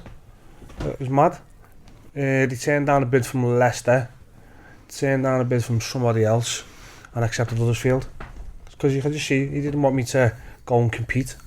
So you thought I'll let him go to Huddersfield because they're not going to be anywhere near us. Huddersfield just been promoted. Just been promoted. Yeah, that's basically it. Yeah. Turned down a bid from Leicester and done the same. So as I'm in the car driving up to Huddersfield, I get a phone call and my agent says, "Listen, on the way up, swing past Bristol. Bristol City wants to speak to you." So I went and sat down with Derek McGuinness. But I just had it in my head that I just need to get home. I just want to get home to the kids, to my missus, know what I mean? Yep. To somewhere like an environment where I can basically bring myself round. So I sat down with him, spoke to him. He was a lovely fella. And he put a deal on the table to me. And I was like, fucking hell, I'll have a deal, that. You know what I mean? So I was like, but I just, like I said, I had it in my head that I just wanted to go. So the deal that he put down was more than the deal that I was getting at Huddersfield. Yep. So that just tells you that you're not in the right frame of mind, because that's all right. You took a better deal. Yeah, you would, wouldn't you? You know, anyone in any walk of life, there's X amount there, Y amount. You took less to be close to home. Yeah, I took less. So as I'm driving, I want to say less. It's not like pittance less. It's a lot less. Thousands. Yeah. Like over the course of the deal, I think it would have went to. I think it would have been like 600 grand. Less. Over the course of the deal. So that was the deal that they initially put to me. So as I've like declined, I said, listen, I just need to get home to my family. I've drove away. So then the agent picks the phone up again and is phoning me, and just phoned me. Said, listen, I don't know what you said to Derek McGuinness, or you know what he's basically telling you to name your number, not to sign for Huddersfield. So I was like, I pulled over. I was like, well, what do you reckon? I was like, I don't know. You told me what you turned down, and I was surprised. You know what I mean? Like anyone, I was like, put another X amount on it. You know what I mean? So then he phoned back like 25 minutes later, half an hour later, and was like, it was just outside Ford and he couldn't go to it. I was like, fucking hell. You know what I mean? Well, shall I? Well, I could come back down a little, bit. Down a smidgen. But yeah, so I was like, so then that happened. So then I'm driving up the motorway. So this is another mad conversation. So I phoned him, like just to give him the courtesy, give him a call on me. He said, listen, thanks very much for the offer, but like, so I phoned him and hi Derek, it's Anthony Gerrard. And hi, yeah, okay, bye. Just bought me. So I thought, you fucking cheeky bastard. Button me. Honestly, like, yeah, I said, listen, he went, hi, I said, hi, Anthony Gerrard. He went, yeah, okay, no problem, bye. Honestly, God, I thought, oh, bit rude. So then, like, I went up and signed the next day, and that was it, you know. But it was mad, because... Well, was Clarky sign you? No, Grayson, Larry. Simon Grayson? Yeah, right. Larry. He signed me. To be fair, we made some good signings.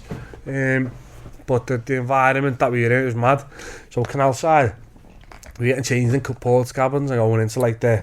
You walk around the bowling green for your dinner, don't you? Walking around the working men's club and that. So like you're standing there, waiting to see Ray the chef. So as you're walking around, like there's a menu for the punters and there's a menu for you, but you're all going the same queue. So I'm walking, waiting to get me dinner behind two owl fellas with flat caps on and that. And like you go, aye, right, but like, it was a surreal environment, you know what I mean, like to get your dinner. Then you'd get your dinner, and then like you'd walk around. So they had like a little bit partitioned off for us, and then like the bar and all that. So fellas like ordering pints and all kinds, having the pie and the peas and the mash and all that. And we're sitting there, and like it was crazy, but it was all right. I enjoyed it. Did you though? Because No, but like I'm saying, like I going forward, I didn't realise until 5-6 years after I left Cardiff what he actually done to me on the mental side of it. Like I said, you know, back then it wasn't very at the forefront of everyone's mind like it is now, obviously, with the stuff that's happened with Clark Carlisle and other players. If I knew now what I knew then, you know what I mean, it could have been a whole different situation, a whole different scenario. I could have bounced back, I could have went, but as you can see, my career's went. Like you said earlier though, you convince yourself that you're alright. You think, I'm just having it. Yeah, well, that's what I mean. Like the bad day turned into a bad week, turned into a bad month, turned into a bad 6 months. Has your missus noticed? Yeah, everyone. Yeah, everyone. I'm just like, I'm happy, go lucky, but then I snap and I just go dark, go. And if you haven't experienced it, it's crazy. Just like it's like a grey fog, a grey cloud just comes and just sits on you. There's nothing you can do. There's nothing you can say. There's nothing anyone can say to try and pull you out of it. Your kids, even them little rays of sunshine, them things that you brought in, they can't pull you out of it. As much as you look at them and think, you're just in it, and you just can't get out. I fought for so long, and it was the doc at Oldham. So I spoke to him, and like I was just like, doc, I heard a thing, and he's, you know, come and speak to you now. So I was speaking to him, and he just said, I think you've got depression. And I was like, what do you mean you got depression? Fine, you know what I mean? I was like, well, how have you been feeling? Dirty word, like. Yeah, like, well, hang on, no, settle down. Yeah. And that's what he had. But obviously, it's after I've gone through 3 years at Huddersfield. And then on the most money that you've ever earned. Where it should be absolutely buzzing, you know what I mean? Setting things up, doing this, you know what I mean? Just didn't, like, I've never, like, from 2012, I haven't enjoyed football. I've never enjoyed my life fully. I should. And that's absolutely terrible, because I've seen and experienced some great things in football, and I've never appreciated them. At the start, I always strived to make it to the Premier League. That was my goal. That was my, you know what I mean? That was the end of the rainbow. If I got to the Premier League and played one game, just one, half a game, a sub-appearance, that gave me validation for the whole of my football career. Yeah. I've made it to the Premier League. From being knocked back at being from League 2, from, you know what I mean, all the way through, I've got there, and I didn't get there, but I've experienced things most footballers never experienced: playoff finals, cup finals. Like, I've never seen me Carl Cup medal since that day. I just took it off and just threw it to me dad. Don't want it. Every shirt, I should be collecting shirts. I think I got 5-6 shirts.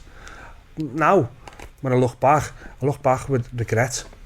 I don't regret my career. I regret some of the decisions I've made. But when I look back at how things have panned out, those decisions wasn't made from a rational viewpoint. Yeah. You know what I mean? So, and that's just down to a certain person. You know what I mean? I can't put it down to anything else. Did the comparisons with Stephen put pressure on as well? Because you never read an article without cousin of Stephen Gerrard. No, well, I've never seen it as a pressure. Because Stephen, and I'm me. Stephen's one of the greatest footballers England's ever produced, and I'm one of the most average. You know what I mean? That it's as simple as that. I can't compare something. It's like comparing a fucking Fiat to a Ferrari. I just can't. You know what I mean? You know what I mean? Maybe not a Fiat to a Ferrari, maybe a Ferrari to a 3 Series BM. Maybe. Well, I think you're doing me a thing out there, but you know what I mean? You know what I mean? It's just stupid to try and compare me to him. You know what I mean? But like you're saying, every article from when I was 18 to when I was retired, Anthony Gerrard, cousin of Stephen. I can't get away with it. I can't fight it. It's like you just got to accept it. The stuff that you on Twitter, your Twitter spat. If you weren't Stephen Gerrard's cousin, it probably wouldn't be. It wouldn't be in the Thai press, would it? No, would it? What the hell? The Thai press. But that's what I'm saying. And listen, Stephen. People go, oh yeah, you're only where you are because you're your cousin. Yeah, fucking being at Chesterfield because he's helped me get to Chesterfield, hasn't he? You know what I mean? Or he's helped me fucking not get paid at Shrewsbury. If that was the case, I could have had a cushy if I really wanted to. He's helped me in ways that I could never repay. He knows that. I'm not going into that on here, but he knows that. You know what I mean? Did he help you when you were struggling? No. Could you feel like you could pick up the phone, or did you not want to speak to anybody? I didn't want to speak to no one. Didn't even want to look at me missus. You know what I mean? Until you've experienced it, there's lads out there now, and they'll know exactly what I'm saying. Until you've experienced it, you can't explain it. It's the most fucked up situation you could ever think of. I've made terrible decisions because of it. It's decisions that will live with me for the rest of my life. Going forward, people I can't trust, people I can't trust. People I'd ever see them, they're getting a belt. That's not Malky Mackay, by the way. But, you know what I mean? That's in every... Because you're all amalgamated into one. And it's all stemmed from that? From then. From the 2012, 11-12 season, from then.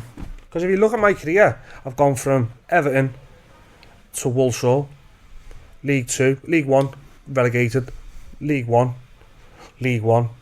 moves to Cardiff, get to a playoff final, up there, go on loan, come down a bit, win Player of the Year, go back up to where it should be, playing it, you know what I mean, and then just go boom, just a sudden decline. That doesn't happen. Shouldn't be, yeah. That shouldn't happen. You know what I mean? I've surrounded myself with some bad people in football, like the agents I've had. You know what I mean?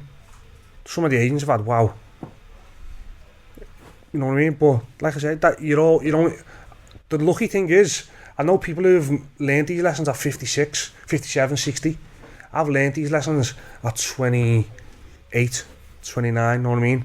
I can bounce back. I can do lots of other things. I want a career in football management. I've got other businesses on the go. I've got property, land. Lads, if you ever need anything, just let me know.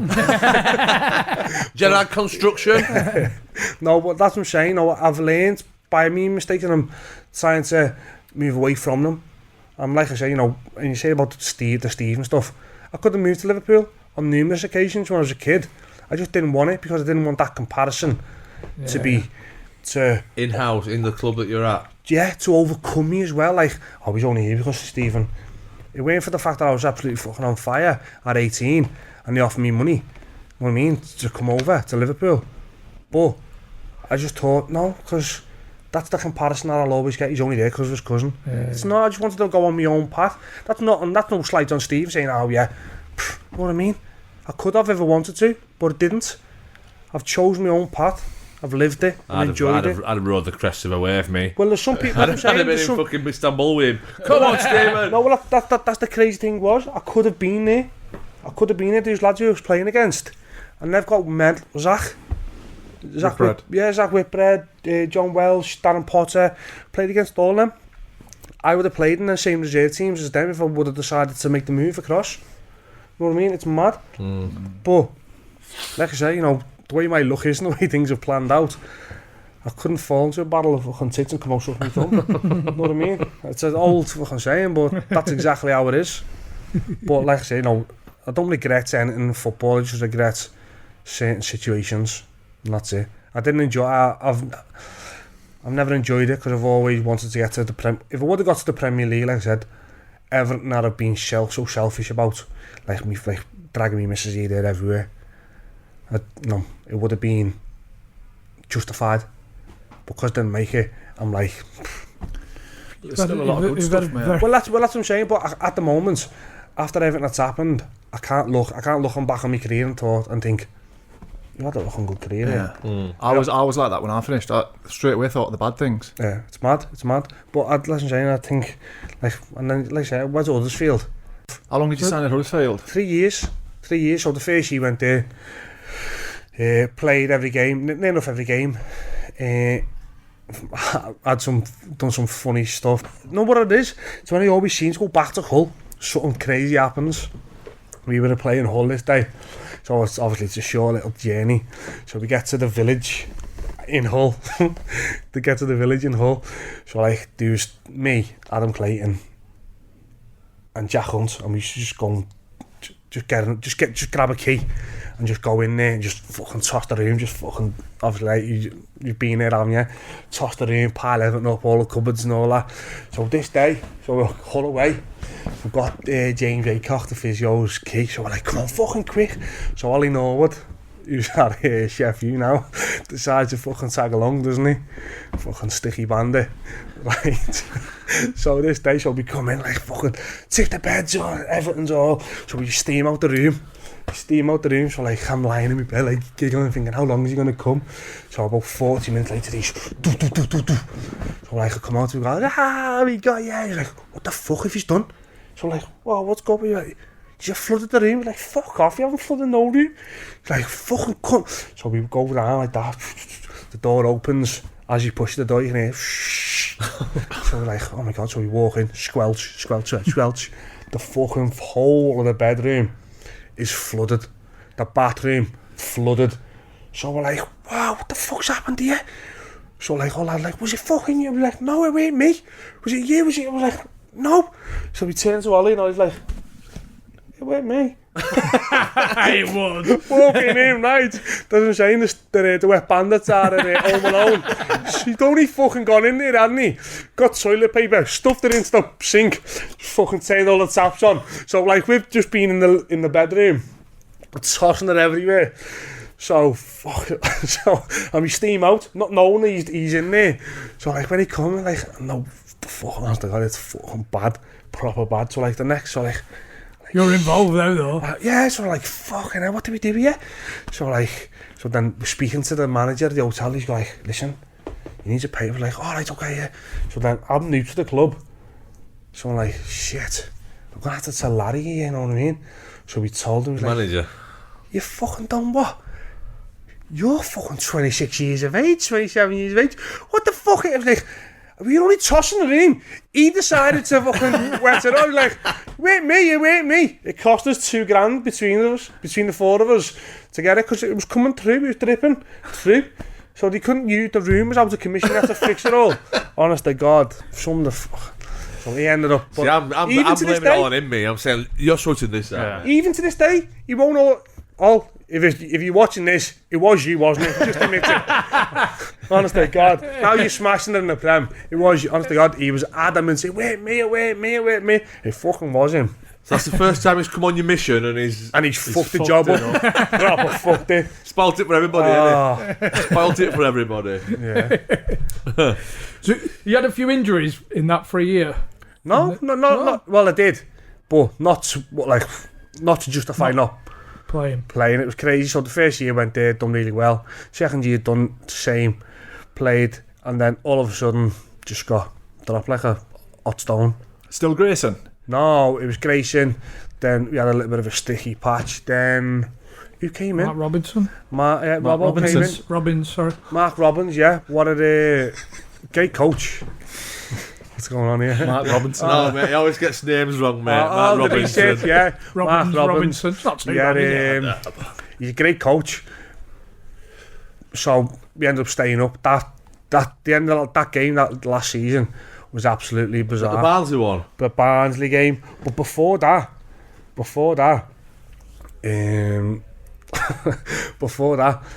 we played Crystal Palace. So we're playing Crystal Palace, like it's a big game. They're flying to the top of the league. So it's a night game. So we're playing, and so we're playing Palace. I think we're winning 1-0. So then Alan Lee comes on the pitch. So there's a throw-in. There's like 3 minutes left. 3 minutes left. So the throw-in comes from Paul Dixon. So he just lines Millie Jednach up and just goes, fuck, crunch, elbows him. Like, it's him here. His nose is pointing over there. His eye just gone. And the Crystal Palace physio looks like Screech Powers. So he comes steaming across. And as he's treating Millie Jednach, he's giving Alan Lee loads. Yeah, you fucking and all that. Look at this fucking... Alan Lee gets a yellow card. How he got a yellow card, I will never ever know. Never ever know. He just looks at him and just goes, whack. So he gets the yellow card. So like the game finishes down the bottom left corner, like where we are. So like, yes, clapping the fans, great 3 points and all that. So I can see all the lads running off. So I'm like, fucking hell, what's going on there? But beforehand, Varney and Jermaine Easter have been at each other. I don't know what's happened. I think it's from previous. So Jermaine Easter? I think it is. Jermaine Easter. Yeah, mixed race lad. And Varney have been going at each other.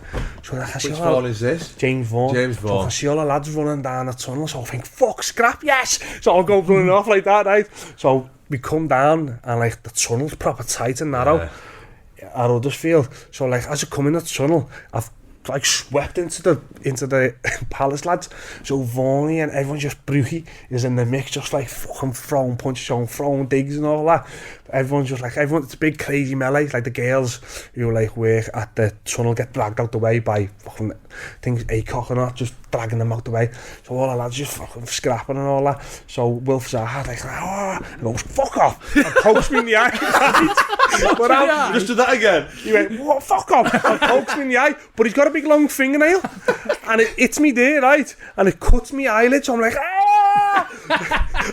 but I'm down where the Palace lads are. So I go, I'm falling against the fucking thing, against the wall. So the lads like fucking give me a bit. So I'm like, holding me eye, fucking winged and all that. So someone drags me out to get split up. So then we go back into the changing. So like Robin's like, fuck, everyone alright? I'm like, me fucking eye, me eye. So I had to be like cut over my eye. So like for weeks after, like the lads would absolutely give me a bit. So there was like a big investigation into it and all that.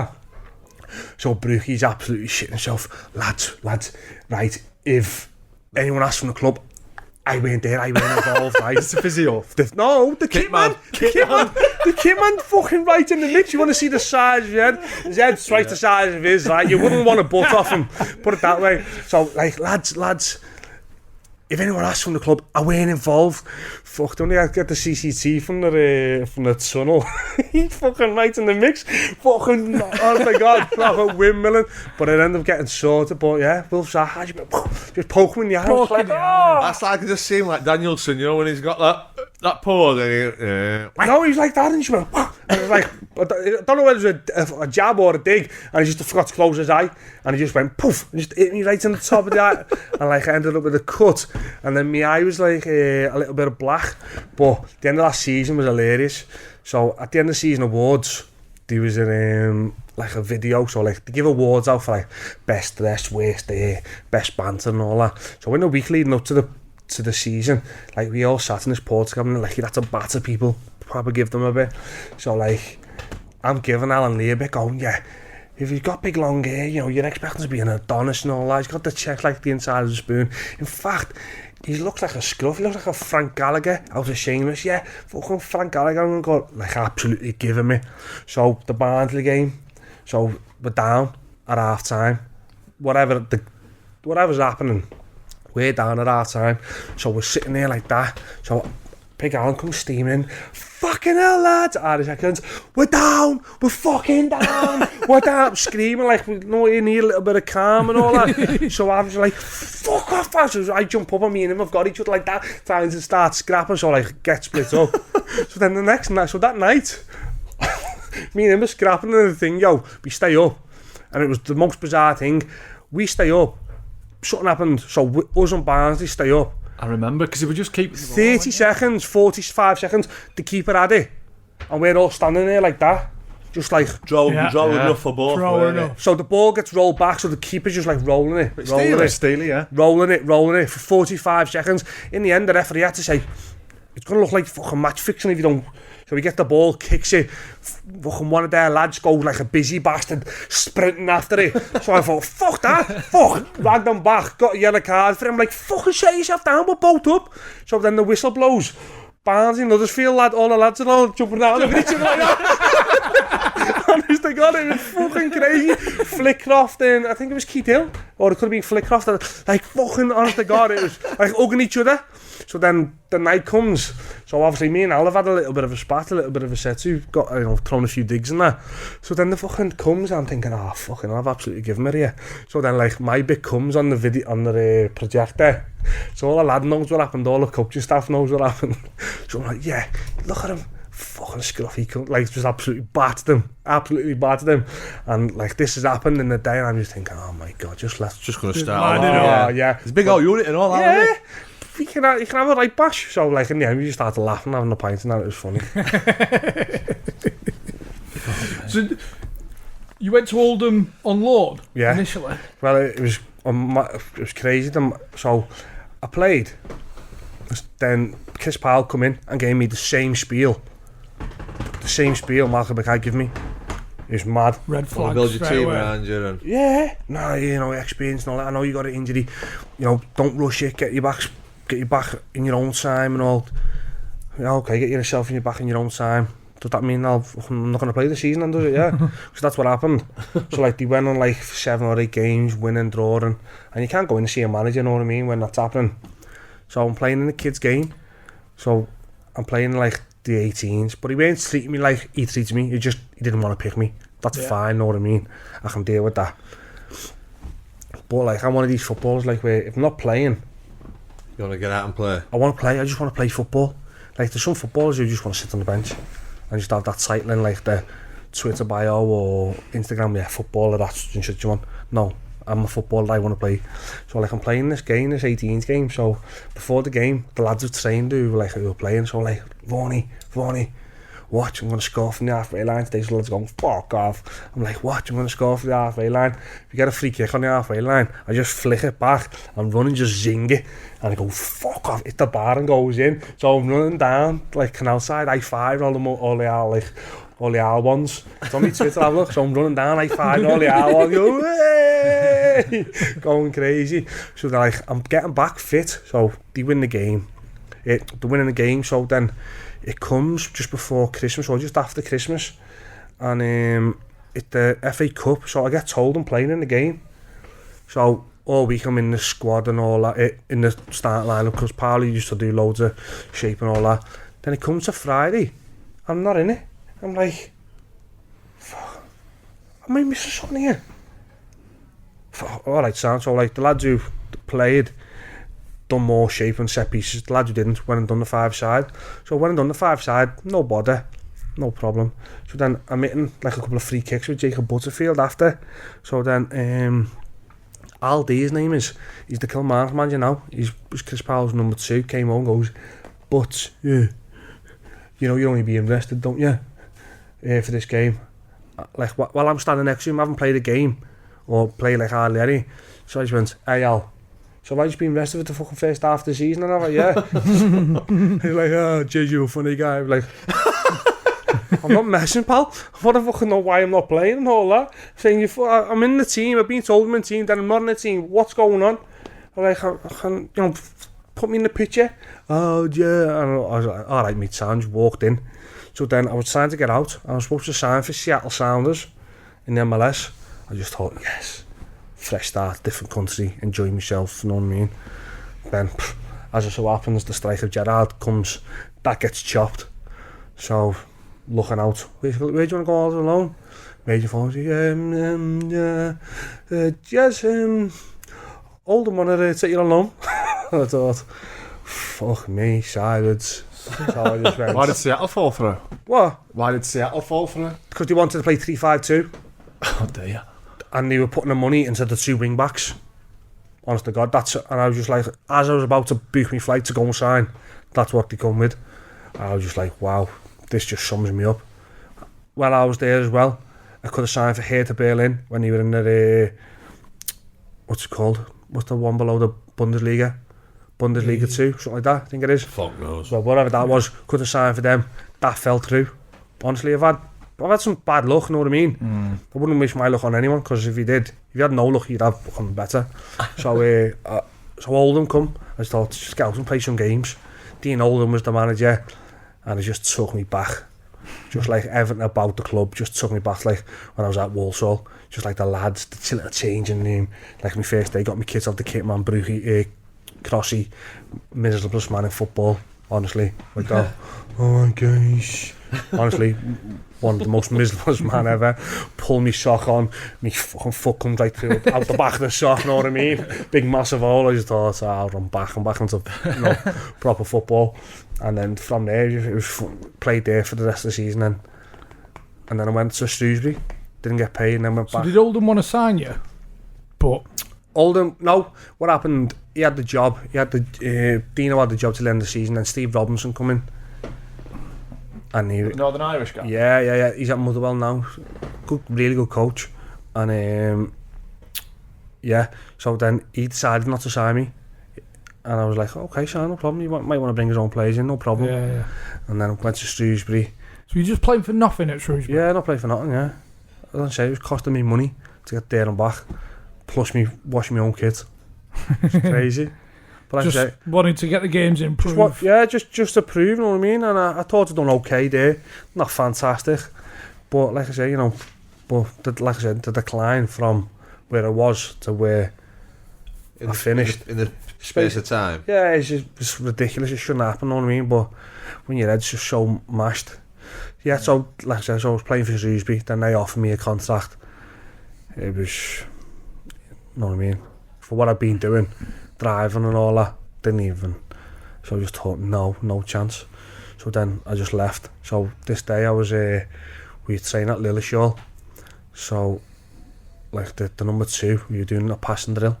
And in the middle of the pitch, it was just boggy, bouncing everywhere. And at Lilleshall got some nice pitches. So like, we're doing something, I went, why don't we just go and do it in the corner where it's nice and flat? And we can get a good, and he's like, oh Jez, why are you always chirping up, Jez? I was like, well, I'm not chirping up, it just makes sense that if you want to do a passing drill and you want a bit of quality, why are we doing it where it's bouncing? A better pitch? Yeah, why are we doing it where it's bouncing and bobbling? It just doesn't make sense. You're like, oh yeah. And who's this? Mike Jackson's name was. So I was like, alright Jacko, sound, yeah, you know, you're the assistant coach, or you're the number 2, no problem. So then I went home. So then the next day they offered me a contract. And I said, just train us and just mull it over. So we met at Limb Services, me, Richie, there's a few of us, Mangan I think it was there, showing what, so there's like a few of us, and I went, lad, this is my last day, you know, I've fucking had enough. And he was like, fuck off. I was like, no, I've had enough. I'm like, fuck off, really? I was like, yeah. So when we come in the middle, like Mickey Mellon, like talking to all lads, I went, lads, just a quick one, this is my last day, I'm not coming back. I'll train today, all the best for the season. And she was like, what? I was like, no, I'm not coming back. And that was it. So then when I left, the first game for Oldham was Shrewsbury away. It was mad. So Simon Corney phoned me and spoke to me. I was like, Jez, what you want to do? I was like, don't know, why were you offering me? He was like, well, I feel a contract, yeah. And for Oldham, it's a fucking really good contract, know what I mean? Good. So Taker Robinson had left because he didn't. Yeah, I think he left. No, I think he left. He left. No, in fact, I signed. I can't, because what happened, it was mad. I think I signed when Robinson was there. Or was that the year after? I don't know, whatever happened. But Corney tried to catch me out, Simon, because he was saying, do you want to sign? I was like, yeah. So how's the manager? What's he like? I was like, he's fucking sound. Great coach. But his ideas and the lads are not matching up. That's nothing to do with the manager. I said, the manager got some great ideas, he's a great coach. I just think it's down to the lads can't take it on board. And the level is probably too smart for the level. Yeah, I said, I think so he's like, oh, okay. So then he got the bullet like a couple of days later, and I got a message off Robbo. I heard what he said about me in the meeting. I appreciate that, it means a lot. So like, Corny must have said, Jezza said this about you. Yeah, Jezza said this about you. So like, but I didn't say nothing bad, know what I mean? I bigged him up, and that's what he put in the message. So I thought, that's nice, know what I mean? Because I wouldn't dare to fucking, know what I mean, dig anyone in the back. So I don't know what happened. Anyway, I ended up, and the first game was against them, but I did play with Steve. So like, Connor's like, no, we're not releasing it. We'll just do all the paperwork and submit it, and we won't do it. And so I met them. I met the bus at like Limb Services, jumped on, put my tracking on and all that, and headed across. So as I've walked into the Shrewsbury ground and that, the kit man, the fucking chief exec, and like I think it could have been Mickey or Jack. I was like, fuck it, like I had an Oldham kit on, know what I mean? we ended up beating them 1-0, and we ended up staying up because they like in the mire. And like I said, my contact was really good. That was the first part, and then shares come and... We had loads of people asking about the chair, the foreign owners. Who was it? Abdullah. Oh my god, wow. So when was this then? This was after Corny? No, this is after Corny, but like all Oldham fans give Corny and the other two that he was involved with, dogs abuse. But he paid them late, he paid lads late, but not by the time frame that Abdullah does. It was like by a day, 2 days. But what he would do, he'd let you know prior, he'd let you know beforehand, saying, lads, if anyone incurs any charges, let me know, and I'll sort it out. What's it happening in that day or 2 days? I don't know, maybe because all his businesses are in America, and he used to fly to and from America to sort it out. He's an English fella, like, but the fans were like, no, we're not happy with that and all madness. But so, as far as I'm aware, Abdullah has bought the name Oldham Athletic, a pitch, and 3 stands. That's it. So the new stand that's being built, Simon Corney, I think it's Simon Blazer and a few others own that stand. They own all the concession stands in the ground. So on a match day, that's their money. They own Little Wembley and all of it and all the land surrounding, which is worth 28 million quid, something like that. It's been valued at. They own all that. Who? So, Abdullah or Corney? No, the old owners. They own all that. So there's this like training ground called Little Wembley. Nothing about Little Wembley resembles Wembley. One jot. There's molehills. The pitch slants from top to bottom. It's horrific, know what I mean? But everyone calls it Little Wembley. So they own all that. There's houses built behind the Cherry Road end. Yeah. So they've sold the club but kept all the assets. All the assets. Proper businessman. Got switched on, know what I mean? So then this numpty's come. Abdullah, and bought it all. Well, what he's taught all. He's got 3 stands and an owl. That's it. 3 stands. 3 stands, a bit of grass and a fucking name. Yeah, and a mascot. You know what I mean? And the stand that he's got, one of the stands that he's got, should be condemned. You want to see, like, before every season starts, you've got to have a certificate, a safety certificate, right? You want to see the run around people are doing to get this stand certified. Honest to God. We used to walk, no, if it was raining, they had like a glass, what's it called? Like, entranceway. When it was raining, you'd have to tiptoe around buckets. the water used to come pissing in. Honestly, it was like, I just can't. It's the oldest stand, but it's brilliant, if that makes sense as well. Yeah. Like it's got that nostalgia. Yeah, the nostalgia with it, you know what I mean? Yeah. It's boss, but it's just decrepit. Yeah. You know what I mean? It's mad. Like the in the stand, they got the all the salmon and olive. What's it called? Artex. No, like tiles and toilet basins and all that, like from like the 80s and 60s and that. That's how old it is. Yeah, like honestly, it's an old Benidorm hotel. Yeah, honestly, it's absolutely madness. But the club itself and the fans and that are brilliant.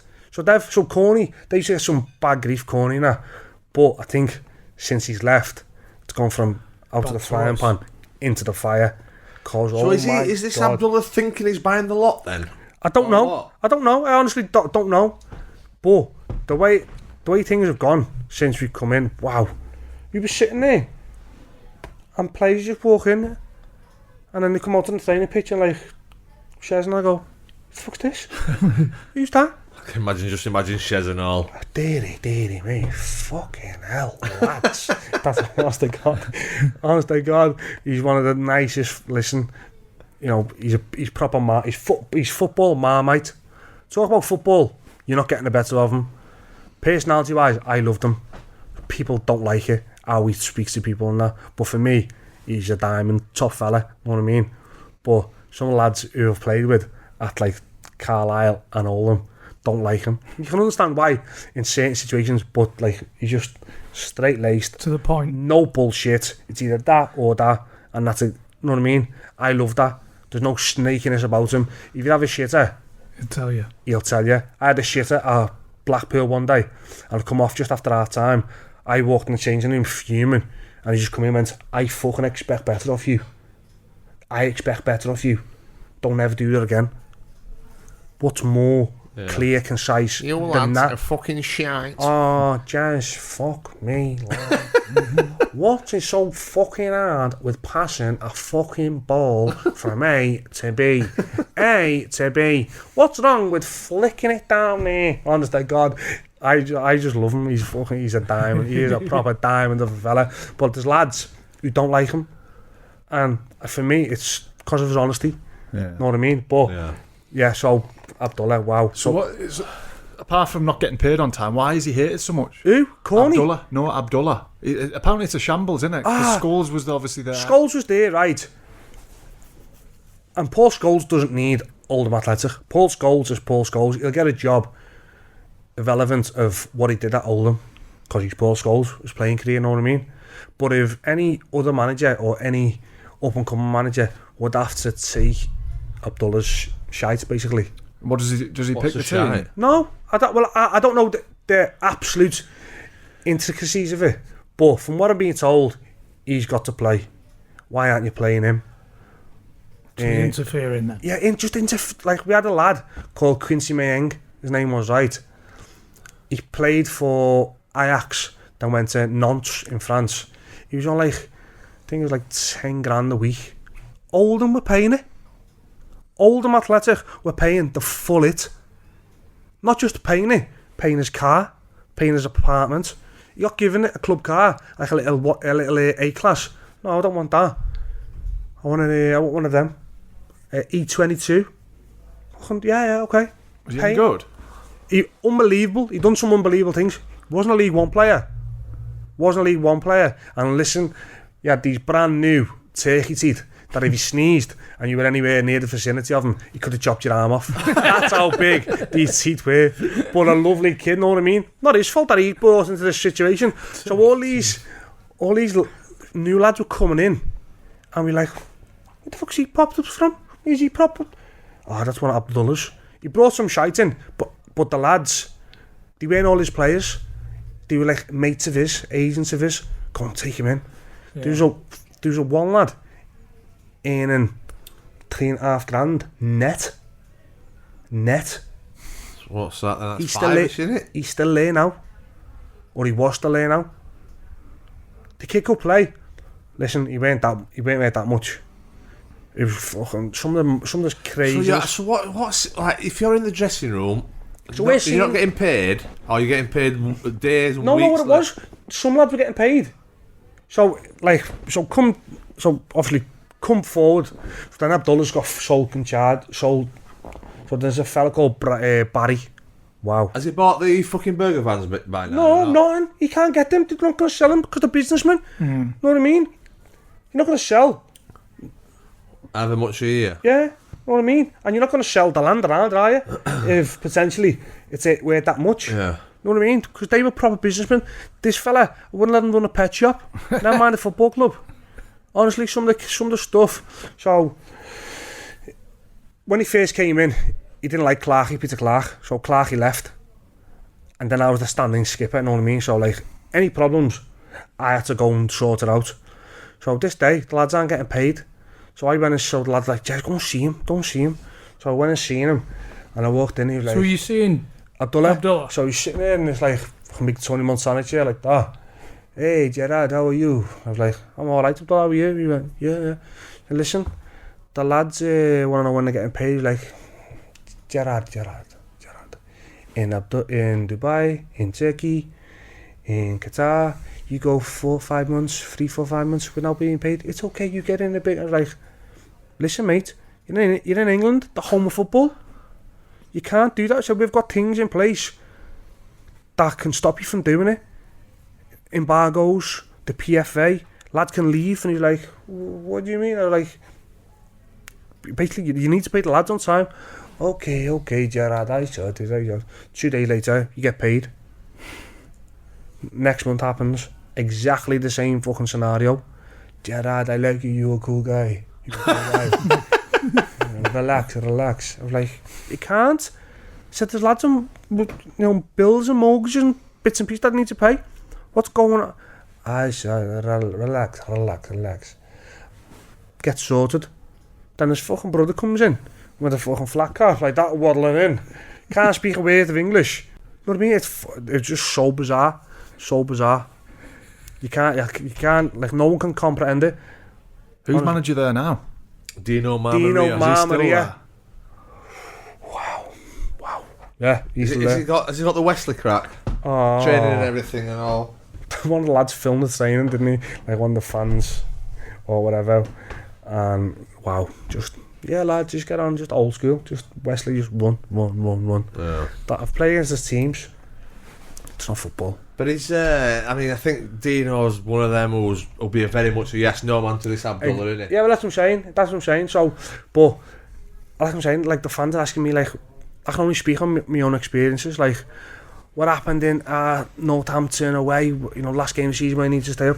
I don't know, because I weren't there. They wouldn't pay me hotel room for me to go.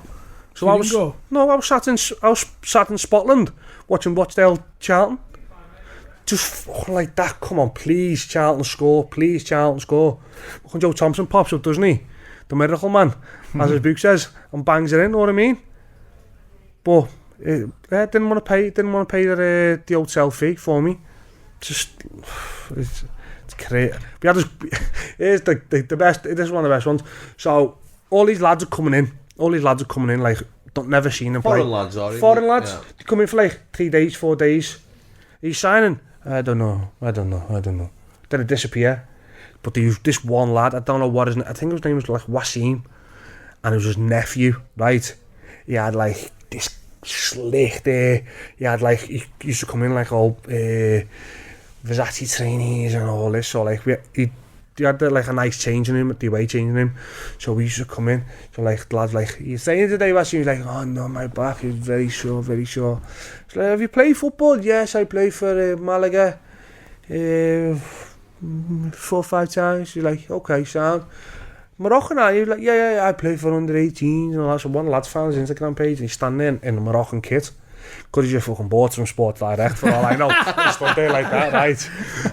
But he has never kicked a ball professionally as long as I've got a hole in my arse.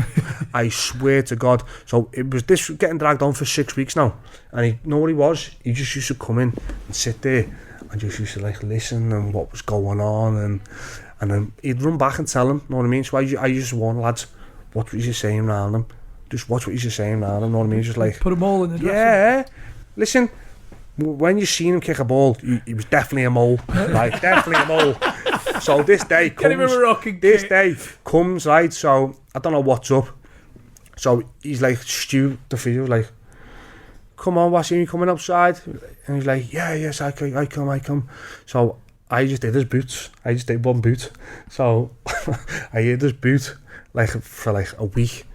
So hit his boots, like where he was saying, is like, I have no boots, and he had these hypervenoms like with the laces and all that, the best boots, best gear. He looked $1 million, you know what I mean? But he's about 4 stone soaking wet. No one had seen him run, and no one had seen him kick a ball. And you know when you look at someone and just think, you've never played sport in your life. Just the way they carried themselves and the way they'd run. You know what a movement's supposed to look like. He didn't have that movement. Like you now, haven't played for how long? And same as you, same as me. But once you start getting into it, you start moving like a footballer or start handling the ball. This lad's never kicked a ball in his life. So you just sent a little rock and roll. So I brought him in onto the training pitch. So we're pinging balls. Stu goes, have a little ping with Jez. He's pinging balls, he's fucking shanking them everywhere. He's like boomerang top. Goes to ping it, like a shape looks lovely, and then he just goes whoop, whoop, everyone. I'm like, fucking I lose. There's a fitness session, I'm running everywhere for these fucking balls, you. He was going, hey, sorry, I'm very rusty, I've never played and all that. I was like, yeah, you never fucking played it. Never played at all, you. And all that. So in the end, my head just going like, fuck, just fucking do whatever you want. So I just kicked the ball and just went train with the lads. So I was like, get on him. Right, so I was like, get on him. So then he was training with us, and like the manager at the time was like, just drop him out of training. No, we've got too many bodies, just pie him to the side. So we played this game, in-house game, and he was sub. So he was like running up and down the line, going, "Hey coach, I'm ready, coach." So the lads have been playing, we're just standing there watching. I've never seen a crowd like it. To watch someone come on, I swear to God, at Oldham, how many fans? 3,500 fans, right? There must have been 100 people, all the coaching staff, every single player, and every office person was in the stand watching this kid, waiting for him to come on, waiting for him to come on. Oh my God, he come on. The ball rolled to him, it bouncing over his, didn't even bounce over his foot, bounced over his knee. He was just like that, his head was spinning. He was on for no more than 8 minutes, and then he went, come on, you go back on in a minute. He sat back down, he didn't get back on. Honest to God, it was horrendous. I feel a bit sorry for him, mate. No. And then in the end, he was like, oh, Gerrard, you talk. That's what you do, talk. I was like, all right, do you just talk? Yeah. And he was like, yeah, you just talk. He walked out the changing room and he just went, fuck off, just cut his boots right down the middle. So they just opened up like that. Fuck you, Gerrard, look what you done to my boots. I was like, wait me, mate. You're not going to fucking use them. Oh, honestly, it was fucking horrendous. Yeah, so he didn't pay for my hotel room. Like so for everyone who's asking, yeah, I weren't there. I was at Scotland. Yeah, I had to record conversations with the accountant just to relay the messages back to lads precisely. So I walked in this day and I just pressed record on my phone. It's a little bit wrong of me to do, but I didn't want to get nothing lost. You know what I mean? Yeah. Or wrong. Because there's that much going on. Yeah, or wrong. So I've done it and I said, lads, I'm putting this in the group chat. This is the conversation I've had with the X person. Yeah. Is this about getting wages on time? Yeah, and all that, and why it's late. So I'll put it in the group chat. Fucking 5 minutes later, ring. The accountant phones you. What are you doing? That's so wrong of you. And I was like, what? How can you put that in the group chat? Well, the lad just fucking told him. So in the end, I just put in the group. I said, you fucking message. I've been running around for years, pulling me fucking bollocks out, trying to get paid, trying to get answers, and you just do this. I just thought, fuck, you know what I mean? I just couldn't. But that's the environment. But yeah, you know what? I really enjoyed my time. It was brilliant. A few Oldham fans have mentioned did you have a bit of a tunnel spat? Was it Ian Everett? Yeah, that was. There's a few jumps on that one. Yeah, that was crazy. We were playing them, and it was like a proper relegation 6-pointer. Like, was he at Chesterfield? He was at Chesterfield there, so we're playing, it's 0-0. And just before half time, it's a corner. So I'm getting away, and he's fucking just clawed me neck and like pulled me shirt as I'm like, I've got a chance. So I'm already on a yellow card at this point, and the ref didn't give it. I was like, look me fuck. So after the whistle blows at half time, so I'll go to the ref and he go, look me fucking neck. Like I've got like finger mark, you know what I mean? Like fucking tiger. So I scratched it. So you fucking shit yourself, give the penalty. I said, look at me neck. So then he comes over, goes, yeah, fucking starts giving me loads. So then like leans in and nuts me. But like, so... This in the tunnel or? No, on the pitch. So he's here, I'm here, and the referee's behind me. But he hasn't seen him, like, just like, come into me, you know what I mean? So I just went, what? Fucking get in here now. I said, I'm gonna fucking flatten you. So like, we went in the tunnel and all that. So like, come on, fucking. So the referee doesn't know what's happening, so he's just like, sees like a bit of a melee and all that. So I'm trying to get at him, and like all the lads are like all in the middle. And the ref, fucking Gerrard, so started giving the ref loads of fuck. As you give did. you a second yellow? Second, no, I don't know whether it was a second yellow or a straight red, I'm not too sure. I think it was a straight red, to be honest. So like, fucking, so my head just proper gone. So I'm fucking, yeah, not like just giving him loads, you fucking shitbag and all that, because he shit himself and just went in the changing room, and all the lads are outside like having a little bit of a barney, no punches or nothing, because like all the stewards just piled in as well. So then I'll go in our changing room, and all the whiteboards, the tactics whiteboard, so the whiteboard just there, and obviously underbuilt, you know what I mean? So I went bang and punched it and put my hand through it, and as I pulled my hand back through, I've ripped all my hand. Yeah, look, see that? Yeah, like proper. So I punched it, and fuck me, I'd gone, so being sent off. But I'm not thinking about Ian Everett, I'm just thinking about I've been sent off, and it's a fucking 6 pointer, fuck, know what I mean? Yeah. So like, my head's going, so like, so I'm just, my head's, so there's Claret spitting out my hand. So like, I've been sent off, so like, so I went outside, so I just like said to there's all young lads outside, said, tell him I'm gonna fucking flatten him after the game, and like, my head had just gone, my head had proper gone. So so then after half time, I'm still in my shorts and flip flops, and I've got this big coat on, so I just walk through these big double doors and the stairs. So I just walk up the stairs, and at the top of the stairs, obviously I know now that if you turn directly back on yourself, that's like the board route, like the members, what's it called, like the board members. So I just walk through there, my hands just full of blood, like everywhere, just dripping off my fingers. So I just sat down on these first 2 steps.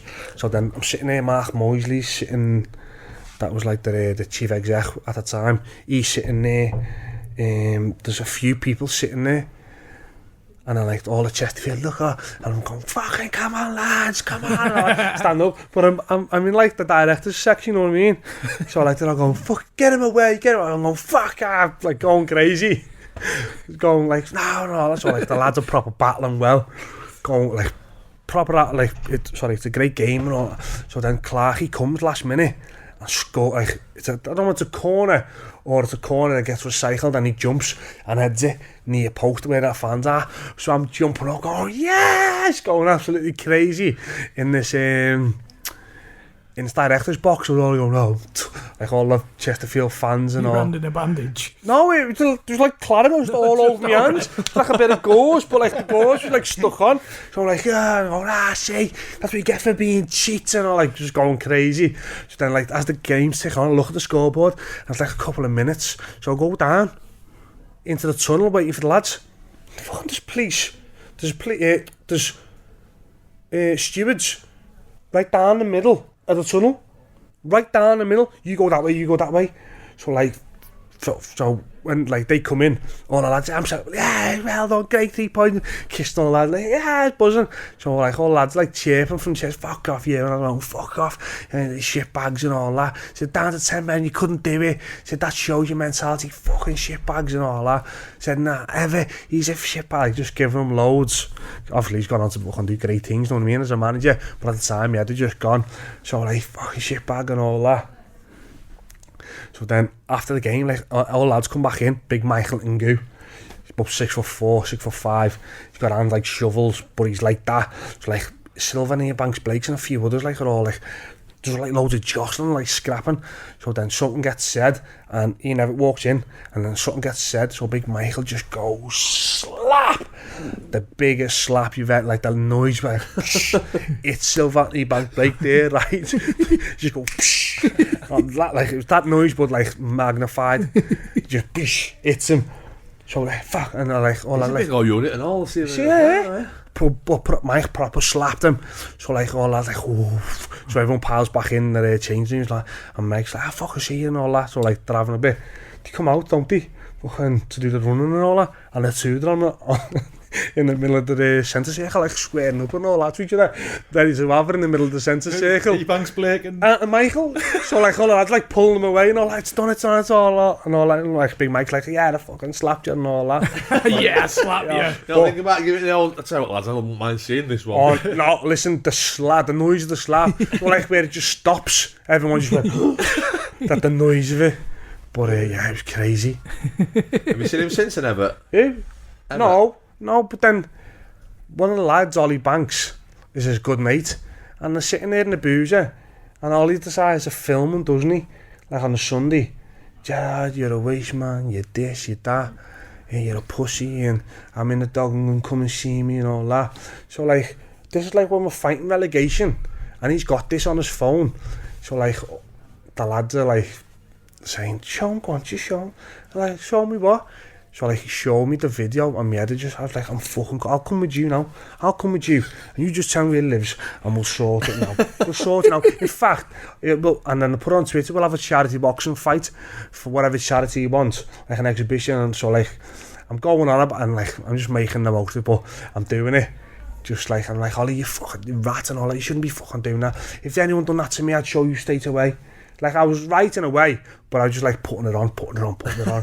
So, like, if the next day or a couple of days later, we had like a kids night at Oldham where we all went bowling, and he didn't make it for some reason. Ollie didn't make it, so I was like, Ollie, I can't wait. It was the next day, I can't wait to fucking see you tomorrow. What do I fucking do to you? I can't, like, put it in the group chat, I can't fucking wait to see you. So like, I'm giggling. Ollie's playing for you? Yeah, Ollie's playing for us, so like, I'm giggling, I'm proper giggling. And I was like, yeah, what will I do tomorrow? What will I do? And Rippers was there, Michael and Goo, but I only told Rippers what I was going to do. I had a hammer and I put it in my kit, like under my clothes, and I came in my kit.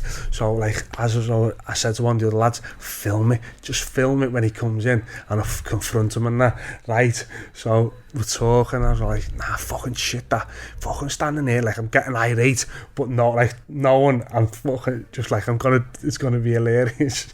So I'm going, fucking no shit and all that. She's going, Jez, listen, you hear me? No, if I knew that, I'd like, no, you fucking shouldn't. So I start shouting, I know you, this is what I fucking should do. So I grabbed the hammer like, this is what I fucking should do. Right. So they was like, Jez, no! Big Michael, Jez, no! So and he's like, they're going, oh, counter, and you fucking dickhead. I told you not to fucking, honest to God, and put it down, honest to God. But Big Michael and Goo like, fucking hell, Big Man, I didn't know what you were going to do there. I thought you were going to hit it. I was like, no, honestly. It was hilarious. Have you got that on video? Yeah, there's a video of it somewhere, honestly. But he was like, he slides like, no, Jez, no. And I'm standing over him, but it was funny. But like I said, you know, what happened with Ian Everett, done, you know what I mean? Done and dusted. But what he's done as a manager, fair play to him, you know what I mean? I might not, you know, don't have to like him as a person for what he's done. Start, like. But yeah, but you've got to respect what he's done as a manager. Fair play, you know what I mean? Yeah, so that's just country, but it was hilarious, honestly. But it was Michael and Goo's reaction. No, Jez, no! Oh. So when it comes to leaving Oldham, then obviously bit of controversy. Yeah. The old sacking. Never been a sacking, to be fair. But so the Oldham tried to sack you? Yeah, no, they did. They sacked me. Oh. On gross misconduct. Gross misconduct, it was. So this is, we had a group, obviously every year I have a group chat, don't you? And I put something in the group chat before Abdullah even had come. So I didn't sign a social media policy, no one did. But like they're saying, oh, it was racist. It weren't racist.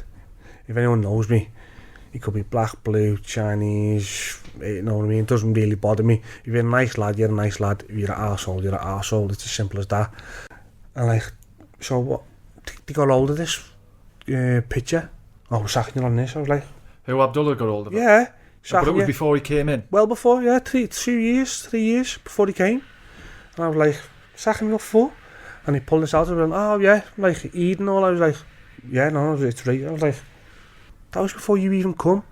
So they've just basically got on this, thought this is a chance to sack you? Yeah, because I was earning good money, but it weren't just me. So it happened to Jack, it happened to Craig Davis, it happened to quite a few lads, you know what I mean? Well, they tried to get them out as well. Yeah. They did get them out. They did get them out, you know what I mean? I think Davo left, Jack decided to sack Jack because Jack once he broke Ozzy's leg, he went into a tackling in training and he started to sack him on it.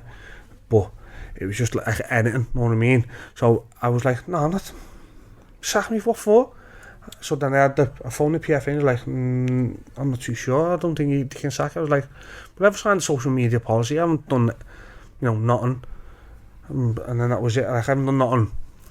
And then, like, so I'm sitting there, oh yeah, we've got to go do the procedures. I was like, okay, sound. So you got to go for an interview with the director, so Abdullah, and a solicitor. And then if you the findings from that, you go to another director. So who's the other director? His brother. So you know what I mean? So I was just like kangaroo court, and yeah, it is no fucking knows. So basically that's what it was. It was just kangaroo court. So I was just like, nah, bullshit. I'm not having it and all that. So then like the PFA got involved, and then Shez just offered me to go to Carlisle. But if you're going to sack someone, you don't offer them money. You don't offer you a pay. You don't offer you a pay up, do they? No chance. That's what he done. So they offered you a pay up, and they offered me like a little settlement. And I was like, but why are you offering me settlement if you're trying to sack me? Because obviously what you're trying to sack me on is oh no, it's, I was like, nah, no what, fuck it, keep your fucking dough. And I just left it, just because there's no way I was winning it. And then if you appeal it, your money gets paid in escrow account. Mm-hmm. So basically your wages go into is held.